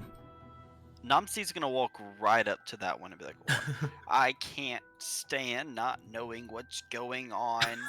Namsi's Rhaenyra's is following Namsi, just in case something pops out, because that fight didn't go too well for him without magic. That's a good idea. Can Mango just right like now wants he to is go- just blinded by not anger but like mild frustration. blind? He's blinded by mild frustration. Got it. What does Mango want to do? Can Mango like go back and just like he wants to try all of his languages one more time with all of the berserkers up here? No common. Okay. Are you okay? In Thieves' Cant. They like one of them actually starts to pick up their weapon again. Oh, okay. Never mind. Bye. It was kind of a leave us alone kind of a gesture. Can I rifle through the smaller tents while they're looking in the big one? Yes. Let's go through something really quick. So in this big one, when you're doing an investigation check, you find just the normal stuff for the most part. You do find a large orb underneath someone's bed padding. It's like a blue orb. It looks magical. Potentially it could be affecting what's going on here. Can I Arcana check it or investigation check it? Either one. Pick one. Ho! Oh, 29. yes. Damn. Okay, it seems like some kind of magical orb that has some kind of magical effect. You're not sure which one.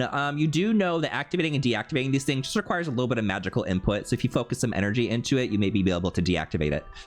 All right, I'm gonna focus really hard on this ball. Okay. Like all of my focus. As you're focusing on it, I need you to make a dexterity saving throw. You gotta beat a 14. Is the turtle incredibly dexterous? Oh, he is! You start channeling your magic into it, and then all of a sudden, God. lightning Oh my cracks God. right in front of you as you drop the orb, and it narrowly misses you. Rhaenyra pulls out his axe. There's still anti-magic in the air. I want to try it again. Okay. The orb looks deactivated already, but you want to do it again? Oh, it looks deactivated, but it did deactivate. That orb deactivated, yes. Okay, From what you can gonna, tell. Is it like a big enough orb? Like, is it too big for me to keep on my person? No, you can put it in your bag. I'm sticking that in my bag, and I'm gonna go wander over to another tent and try to figure out what's going on over here. All right. As you're rummaging through this stuff, you find the same thing. It looks like an orb of magical effect. Not sure what it does. Run it again. All right. You put some magic into it, and the anti-magic field disappears. Yay! Hey. Now, here we go. You gonna go fireball them? Don't threaten me with a good time. I'm going to cast Detect Magic and make sure I'm not missing anything. Okay. So 30 foot for 10 minutes, I can see magical things and identify them. You sense 3 more of those orbs in the other tents. But that's all you're sensing.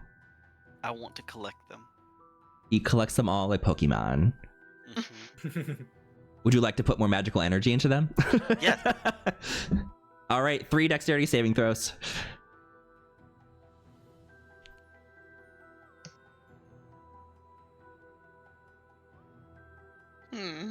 Holy cow. Yeah. A 4, a 5, a 17. 17. I have a So minus 1. the first one, crack, lightning strikes you literally right on top of you. And you will take how much damage? Let's roll.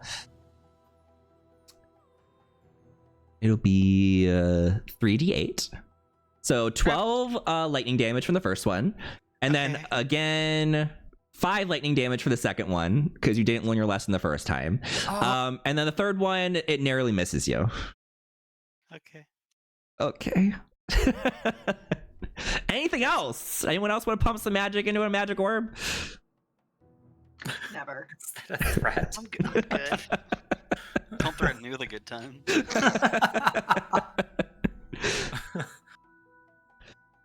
All right, you guys hear some ominous thunder and lightning in the distance to the west, which was the direction the berserkers were pointing. Oh, It seems like this is probably the direction the story wants to take you. Mhm. Yeah, we'll go the way the freaks wanted us to go. I'm coming. I'm following. I'm but, like, coming. yeah. Yeah. Oh my gosh. But I'm falling behind just the slightest amount because I'm trying to jot down what each ball did to me. I'm like, ball number 1, There's like smoke coming out of the top of his head. ball number 2, lightning. Okay. 3! Exclamation mark. You guys march off to the south, about Oh. 500 feet. Were you gonna say something? Do we need to do a short rest before we move on? Or Is it not safe? I'm not opposed to using some hit dice, but there's also some angry people around here. yeah, I don't They know if you would were want to take a thrilled short with us rest using in the their residence camp. of the berserkers you just tried to slaughter. Just I kill their agree. friends and then take a nap. Right. We're just gonna take a quick 4-hour rest here, no big deal, or 1-hour rest. I have fireball. So it's up to you guys. Obviously, if you want to attempt to take a short rest here, you are welcome to try to deal with the berserkers if they will let you, or you could avoid it and just continue on. I'm down to continue. Yeah, let's go. Down to continue. Everyone yeah. continues. Okay, so you march about 500 feet to the south, where you come to a clearing. Let me slide you over.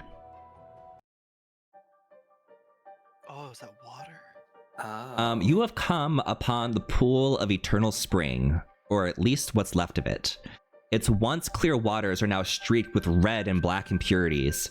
Standing at the edge of the pool is a feral-looking human clad in animal skins. This individual leads 2 werewolves in chanting, "Water and blood, earth into bones. Water and blood, earth into bones." And you see the one in the center is hovering about 60 feet in the air. Oh my god. 6-0. 60, yes, 60 feet. Is this in common? Yes, it is in common.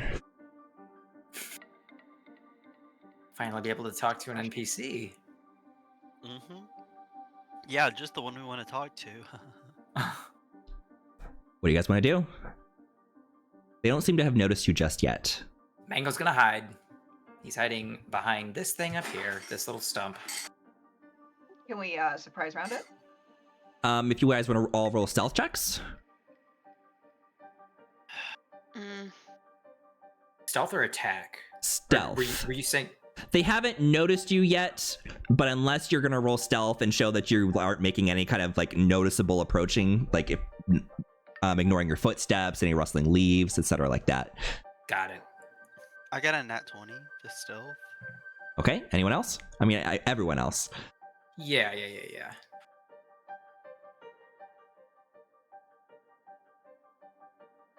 We got a nat 20 from Nam C. We got the 13 from Rhaenyra. I got a 16, That's a but 4 I for think me. I want. Ashira, you nat 1. That's correct. Ah! All right, we'll go off that. Mango kind of dips for the trunk, and he's able to get over there. As you guys are approaching, Ashira trips and falls on her face and goes oof, causing the werewolves to turn around and snarl at you. As the mage continues to chant, "Water into blood, earth into bones. Water into blood, earth into bones." And then as the werewolves are about to pounce, you hear some interesting sounds.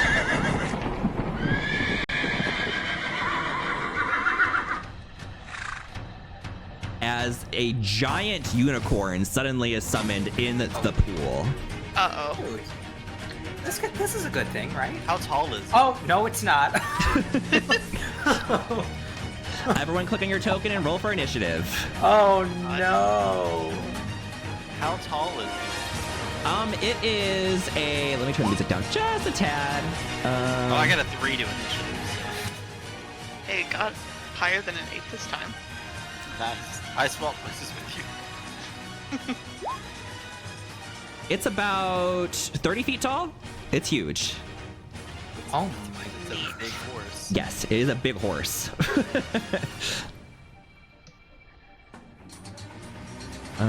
Stop that and start this. Auto roll initiative. Oh, good job. You guys all clicked your tokens first. Yay. We did it. It only took to the final boss to get it done, but it's fine. Fine, it's fine.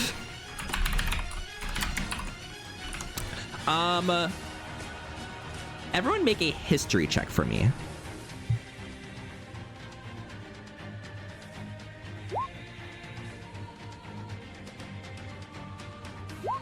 And I'm just typing these guys in. Got a 15.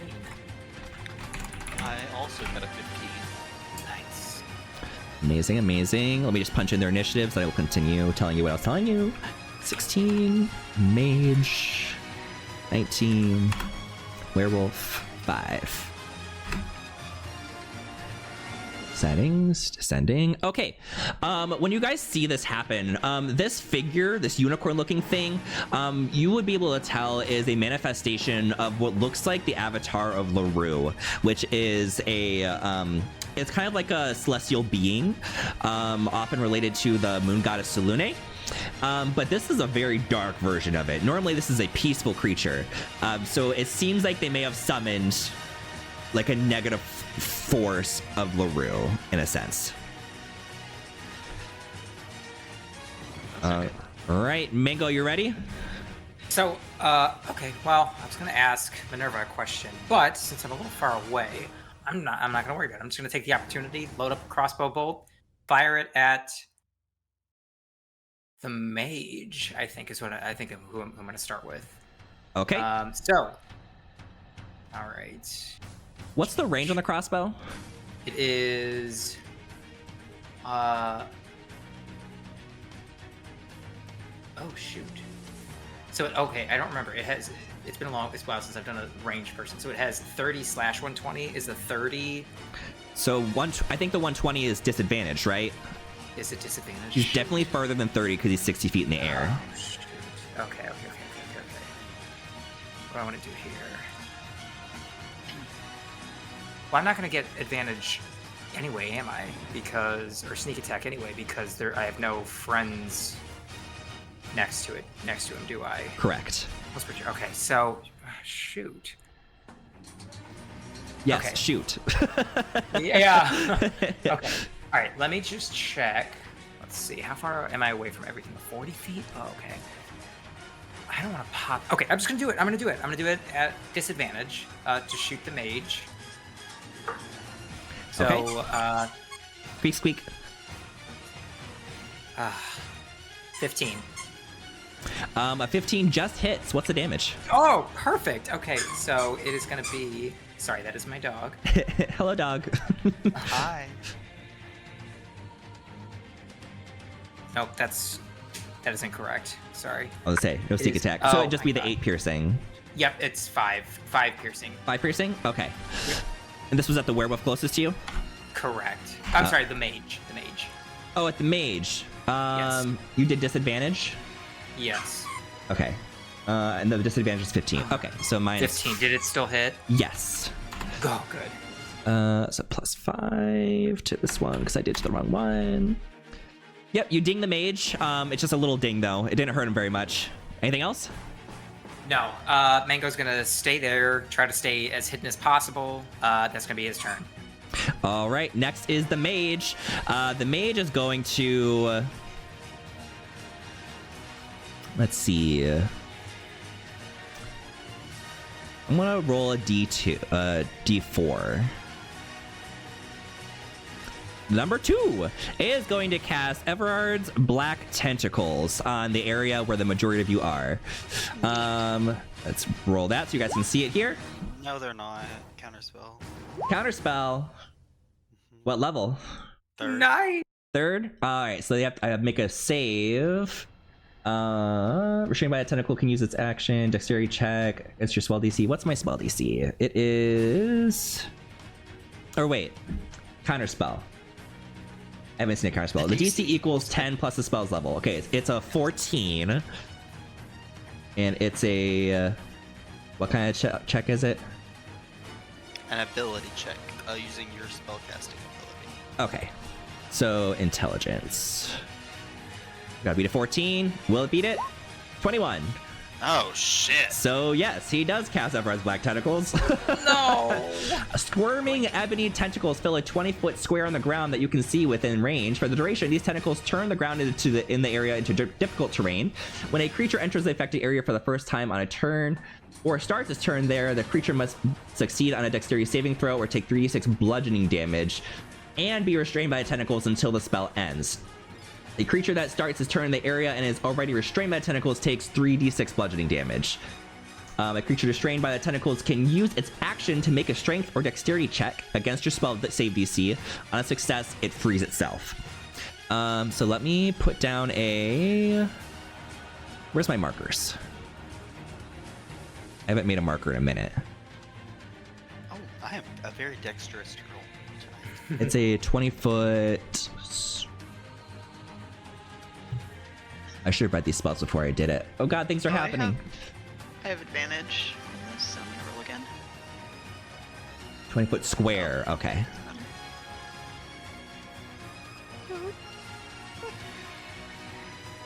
Be right there. What is the save? The save is...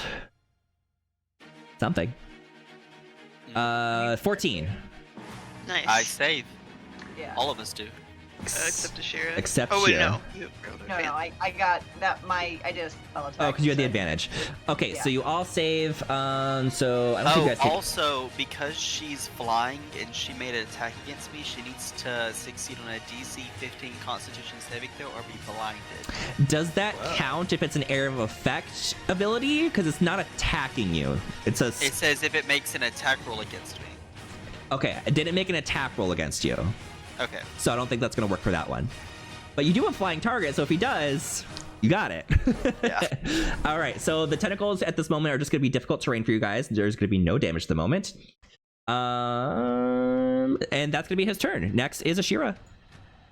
So for at the top of my turn, I'm going to use my bonus action to use Hexblade's Curse So I'm just going to choose one creature you can see within range. Hold on, give me a second.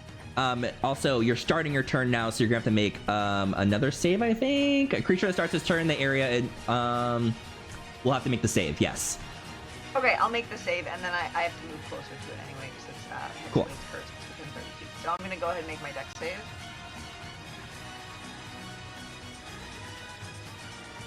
Oh, There's yeah. a non-nat 20 to save. Oh, yeah, you're safe. Okay, and then it's difficult terrain, right? So my movement's half. Correct. Okay, I'm gonna move. I'm gonna use my movement.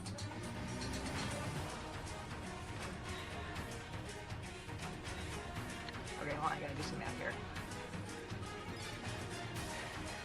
Okay, would you say moving on a diagonal that the mage is within 30 feet of me? The mage is 60 feet up. But Okay. 5, 10, 15, 20, 25, 30. Technically, they're 30 feet in front of you if they were on the ground. Okay, so but they're not within 30 feet of me normally. Okay, that's fine. I'll just go ahead and Eldritch Blast. All right. At the mage? Yep. Got it.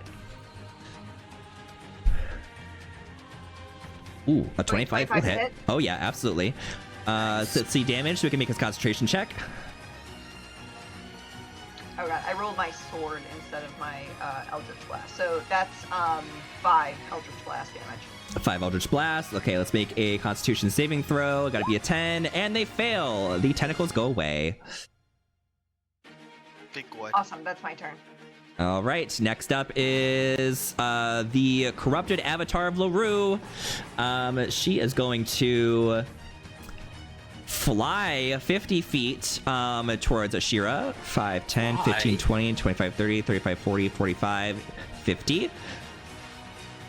And go ahead and make a... Where'd it go? Makes 2 attacks, one with its hooves and one with its horn. So with the hooves, does a 23 hit? Yep.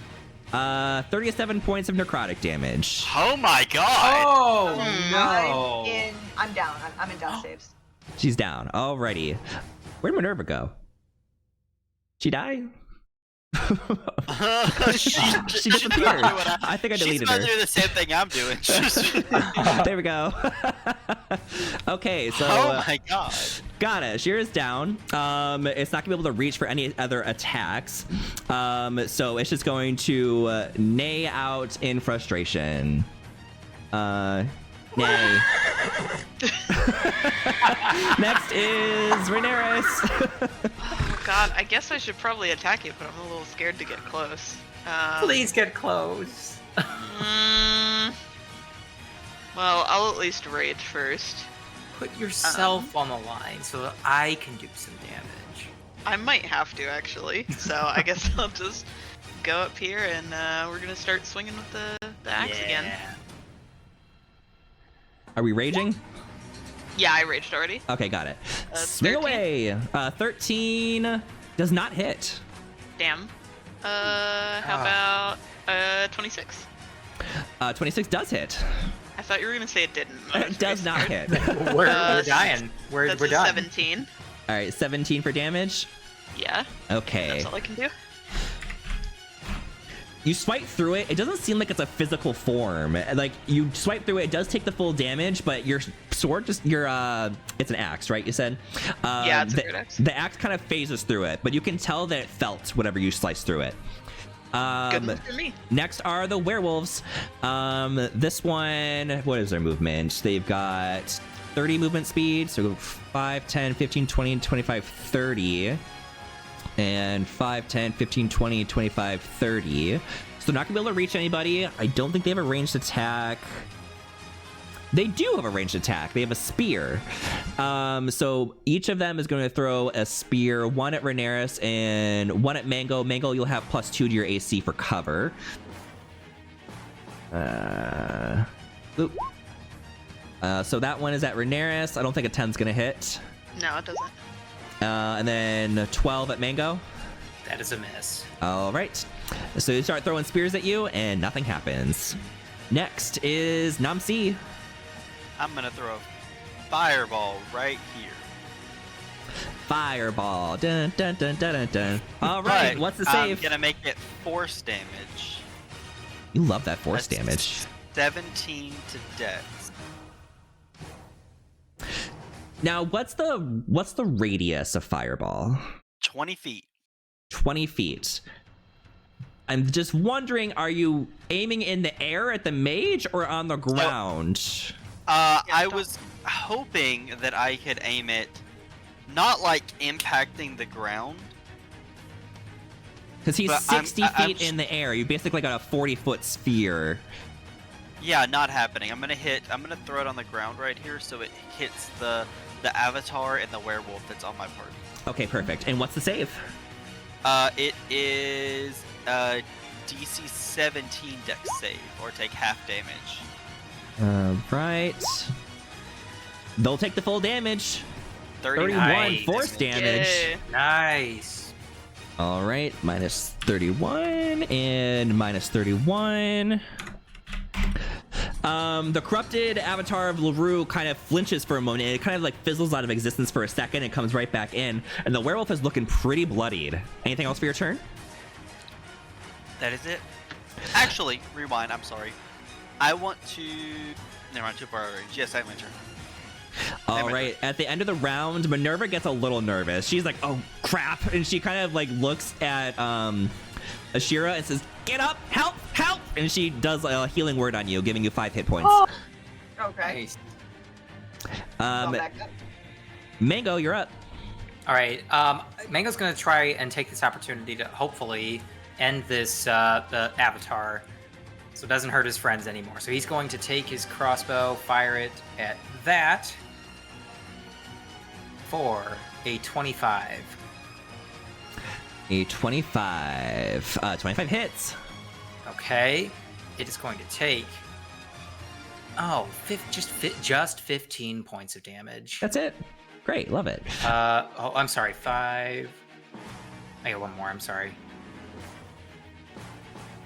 11 more. So 26 points of damage. Minus 26. All right. You fire this crossbow at it, and you hit it right in the neck, and it falls over a little bit, almost bumping over the werewolf next to it. Anything else for your turn? That's gonna be it. All right. The corrupted avatar isn't bleeding, but you can tell that it's fainting. It's not looking too good. Next is going to be the mage.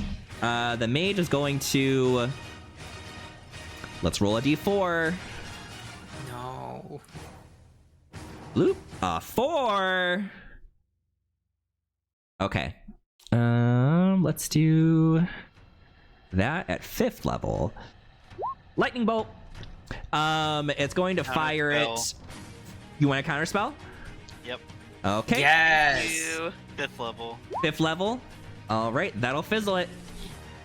Let's see. Anything else? My homegirl's got 5 HP. I can't let that go. All right, sounds good. That's gonna be it for the mage. Ashira. I'm gonna cast darkness on the mage. Yeah. Casting darkness on the mage. Big. Okay. It is enshrouded in darkness. How big is it? That is a 15-foot radius sphere. 15-foot radius sphere. Yeet. Wait, that's only 5. Math. Let's delete that. And sphere. Something like that. Okay. Awesome. Anything else? Yeah, I'm gonna use my bonus action. I'm gonna roll. What the LaRue avatar looks bloodied, is what you said? Yes. In D&D conditions, it is bloodied. Okay, I'm gonna go ahead and cast Hexblade's Curse on it. You're casting what again? Hexblade's Curse. It's not. There's not a roll. It's just a thing that I get. Gotcha. Anything else? Nope, that's it. All right. The corrupted lure avatar is going to shove its horn in the direction of Rhaenyra. No. And it crits for Ow. 47 necrotic damage. Ah. And then I have to do a wisdom save to And a do. wisdom save to see I gotta be 13. Okay. I have advantage on wisdom saves against magic. Nice. Oh, thank God. Yeah. Okay. All right. Yeah, you pass. Nice. You don't know How what it much- would have done, but you still take the full damage. The 37. 30 or 47? 47. Yes, math. Ah. Okay. That was just its first attack, though. The second attack with the Ow. hooves is an 18 to hit. Yeah. 36 necrotic damage. Ah, I'm dead. Well, I'm down Rhaenyra at goes least. down. All right, that's going to be it for the Avatar of LaRue. Next is Rhaenyra's death saving throw. Ugh, Come on. let's see. Taunting us. Oh, let's go! Nat 20, you're up with 1 hit point. Yeah. So that's counts for 2, right? That's just an auto up for me. You're up with 1 hit point. Oh, excellent. Nice. Nice. Awesome. All right, that would be your turn. So next is going to be the werewolves. This one that's closest to Nashira is going to make a bite attack at you. 2 attacks. 12 and 22. 22 hits. Okay, that is going to be 3. Oh, nice. Nice. Okay, 2 hit points. All right. Yeah, he slashes at you, and you kind of get out of the way. He just kind of claws a little bit over your side, but it's nothing it tis a scratch. And then the other werewolf is going to charge over at Mango, and gonna give 2 claw attacks at you for 20 and 11. Yeah, the 20 hits. Okay. That's gonna be 4 points of damage. And I need both of you guys to make Constitution saving throws. You have to beat a 12. Right. 17. All right. Shira? Hold on. That's a 15. All right, you guys both pass. That's gonna be the werewolf's turn. Next is Namsi. We're gonna run it back again. Yes. Back again. This time it'll be ice flavored. Popsicles. Oh no, we'll just do it with a regular fire. We'll just do it with a regular fireball. And that will go to unleash. I'm gonna cast this at 5th level.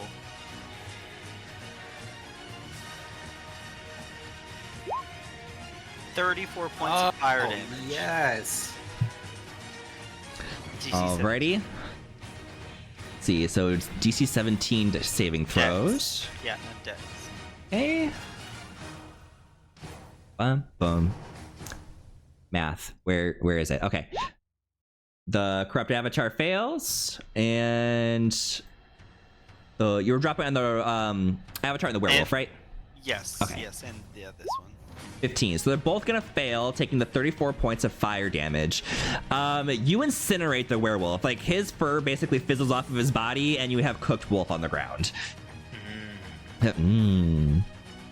Mango, you want a snack? You know I will after the battle. Yeah. And the corrupted avatar of LaRue kind of fizzles out for a minute. It just blinks out of existence. You could basically consider it dead at the moment. For now. Moment. What, so if a creature cursed by my Hexblade's curse dies, I regain 14 hit points. So would it be Perfect. appropriate? Okay. Yes, you will get that. Awesome. Nice. All right. Anything else, Nam? How far are we away here?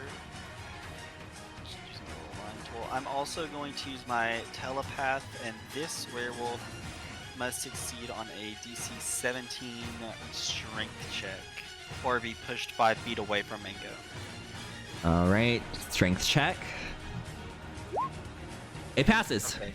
It is not pushed. It will snack on the mango. No.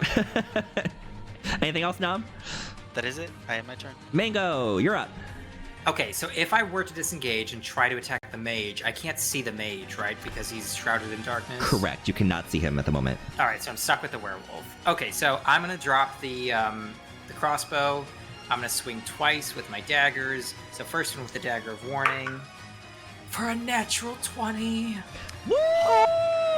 What's the Okay, damage? So the damage is not going to be a ton. It's going to be... That's right, it's a dagger, right? 11 points of piercing damage. Is that with the double or no? That is with a double. Okay. Yeah. And the second attack with just a regular dagger, that was a 13. That hits. Oh, perfect. Okay, so you'll take 7 points of damage. All right. You kind of do like you do your whole frantic swing your daggers in the air, kind of putting your head down kind of thing, and you make a Zorro Z across the werewolf's chest. It works this time. It worked. You hit them this time. It's not quite bloody though. It's hanging in there.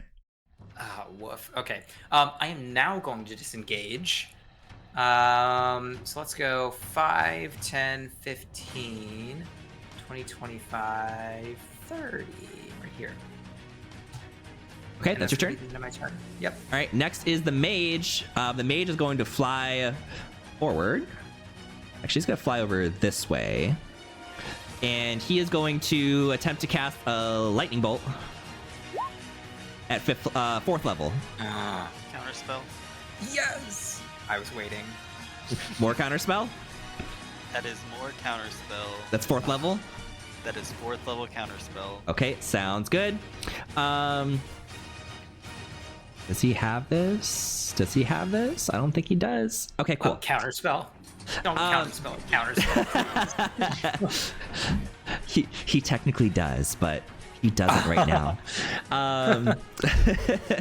He could have used it. He's been nice. So the mage kind of like fizzles, and he kind of like throws his hands down, and he starts to try to fly away. He doesn't get very far because he has much more movement speed left. Ashira, you're up. This piece of work. Okay, Causing I'm gonna, chaos and then Eldritch leaving the Blast scene. The mage. Okay, roll it. Oh, that's a 10 to hit. That does not hit. All right, that's it for me.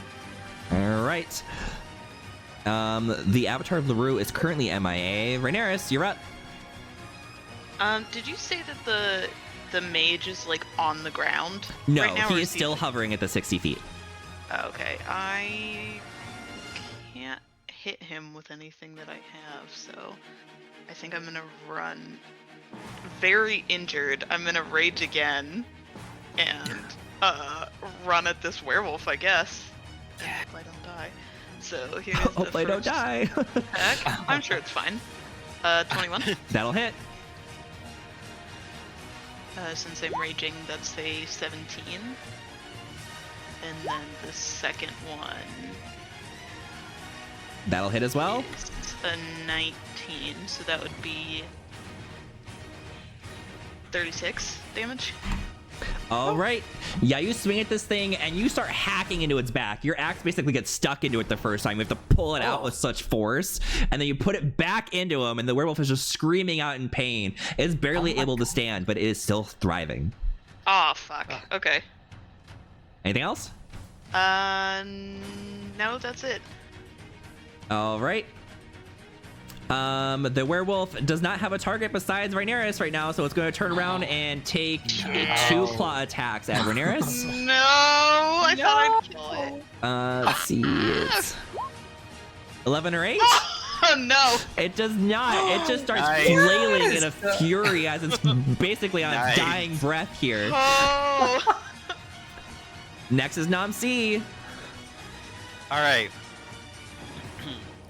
Is it safe to say that it's the mage's flight is magical?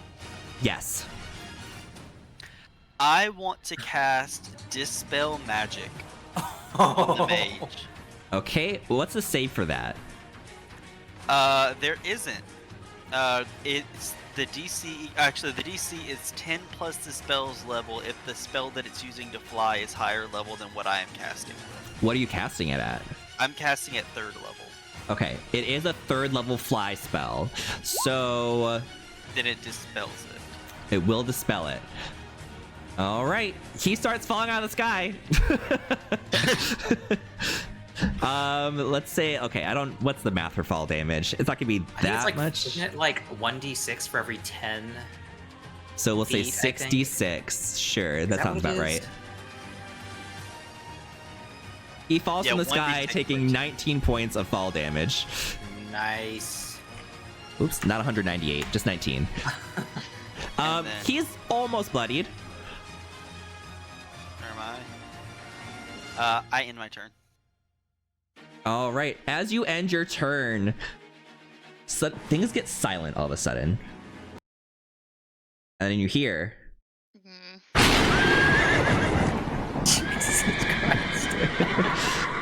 But this time, you do not see a darkened form of LaRue. Instead, you see something that I'm going to show you here. Play your hand out. This one. Art. Maybe? I swear it was in here. What if I just type it in? No, that's the evil one. All right, you don't get to see it, I guess. There is a much prettier, white, pure of heart version of LaRue on the battlefield. And she dips her horn into the pool, and everything becomes crystal clear, and the sun comes up. And let's read this. A jagged stroke of white lightning originates from the moon and strikes an area, transforming it into a true living avatar of LaRue the unicorn with a silvery mane, shimmering hooves, and a spiraling horn. She gives a thankful nod and bends down and dips her horn, now cleansed of corruption, in the pool.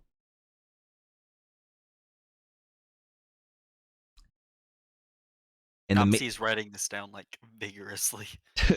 he takes his attention away from the mage, and he just dropped from the sky to start taking notes. As this is happening, the mage is basically on foot, is trying to run away. The werewolf also is going to run in the opposite direction, unless you guys want to try to stop them. Yeah, I actually do. I This would get knife an pissed me opportunity attack, off. maybe? the Yeah, wolf? yeah, your opportunity attack will kill it. You'll kill the wolf as it tries to escape. Let's go. Namsi, you want to do anything to the mage? I'm gonna use my last 5th level spell slot to cast Big B's hand. Oh shit. Okay. What do you do with Big B's hand? Just tell me. I'm gonna try to grapple it. You grapple it. I'm gonna drag it closer, and I'm gonna see if this bitch speaks common. What do you say to him? So exactly what spell were you casting there? What? What do you? Gah. He doesn't say I'm anything. a reporter for the Order of Scribes. I need to know what spell you cast so we can catalog it within the library. He's just fuming at you. He's kind of just screaming and yelling, like, "Let me out of here! Let me Okay, then out!" I'm gonna squeeze my Big B's hand, doing 2d6 bludgeoning damage. You pop his head off. Oh, no! You no longer have an Sometimes you interviewee. never know. This happens sometimes. Well, Put the Namsi. notepad away. At least we're still heroes. And that's the end. No kidding. The avatar of LaRue does step forward, and she kind of like brings her horn down to you guys, and on her horn is what looks like a ring that looks like she's presenting to you. Mango's the closest, so Mango, if you want, you can reach up and take the ring off of the horn. Mango delicately puts his index finger and thumb around the ring on the horn, slides it off, and takes a look at it. What does he see? As you take the ring off of the horn, you start hearing words in your head. All of you guys start hearing words in your head. It sounds like someone's reading a storybook to you. The avatar of LaRue galloped through the night, freed from the threat of Malar, as a way of showing her gratitude and ensuring that Malar and his minions would never dare to ravage the forest again. She continued to let the silvery spring flow, turning the place into a pool of eternal silver.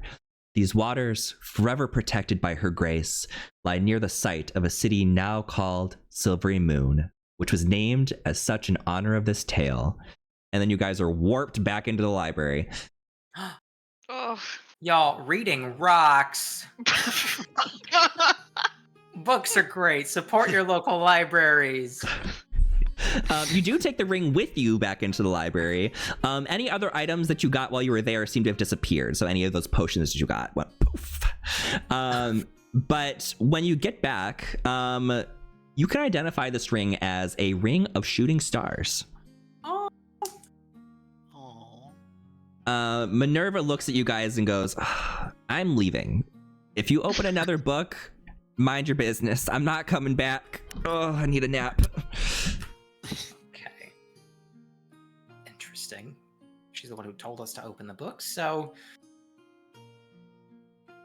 Rude. Gonna be like, short-sighted. They may give me a promotion after this one. He keeps writing frantically in his notepad.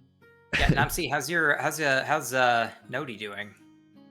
Oh, he's okay. He's fallen off much worse before, and Nodi just kind of like flaps. By flaps, I mean like it just opens and closes very fast. Like, I don't know. Imagine, have you ever seen a seal clapping? Yeah. The exact same motion, but coming from the way that he flies is so loud. It's so loud. So is your eating. Okay, no. All right, thank you. Yeah. Do your characters have any final thoughts or recollections from the story that they would like to address before we close out the session? Mango thinks about what all happened and just like the momentous occasion that happened, and looks forward to a ton more adventures. And to commemorate it, he pulls out his bagpipes. This is a library. He can't hear you over the bagpipes. Oh, Sorry. no. Minerva throws a book at Mingo's head. Anyone else? I think Renari's gets out a little like a little form off of the table and basically fills it out like very bureaucratically, stating that this book will transport you to another world, and is like tagging it so that people will know in the future that like, hey, if you read this book, you're gonna go on an adventure and have to fight a unicorn demon and barbarians and such. Love it. Namsi doing anything? Namsi is like putting his things in his bag, and he's like, I must go see the Order of the Scribes. They're going to give me a promotion, maybe. But they might. Probably not, but maybe. Ashira? I think she would put her head down, like, on the desk, and, like, among some mutterings, like, you would hear the phrase, "We saved a god and all I got was a shitty ring. I'm gonna die here with this sword." So.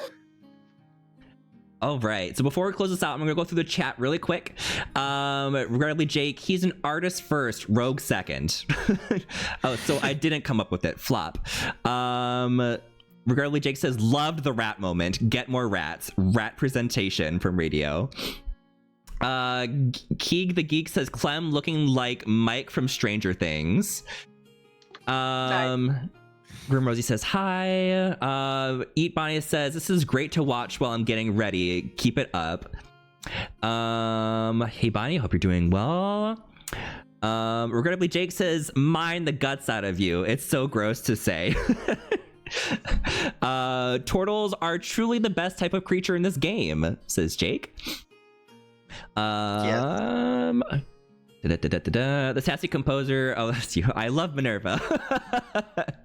So good. But Persephone, but is undercommon a root language? Persephone says best music so far, anime exposition energy. Yes. All the screaming, killing, worms. Y'all, the unicorn hasn't even gone yet. My blood pressure. I'm loving hearing these reactions just 1.5 seconds before they come through Twitch. Yeah, I guess that could kind of ruin it. I'm sorry. I think Banging. because he can hear me yelling in the other room. Persephone says banging fist on the table. More counterspell. Persephone says love that there was probably so much foreshadowing about this unicorn in the plot of this book they're in, but it was all in Sylvan, so they never got it. All right, thank you for watching, everybody. It was a very long session, so thank you for hanging out for the entirety of it. Mango/Rob, you want to just clarify anything about the league again before we head out? Yeah, thanks everyone for watching. Yeah, we have the signups. We said this at the top of the session. Signups are open. The D&D League, CMSA's D&D League will be starting February 3rd. Spots are going fast, so if you want in for the first session, sign up, get your name in. We'll start at 6:30 every Saturday from February 3rd to March 9th.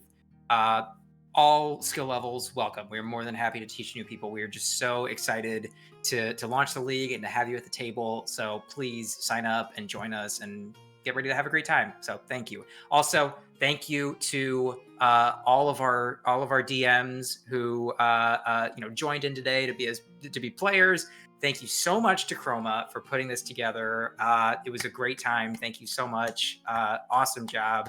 And yeah, just thanks for watching, and we will see you at the table. Absolutely. Thanks so much, guys. Everyone have a wonderful night. See you maybe in a couple Saturdays. Bye. Bye. Bye. Bye.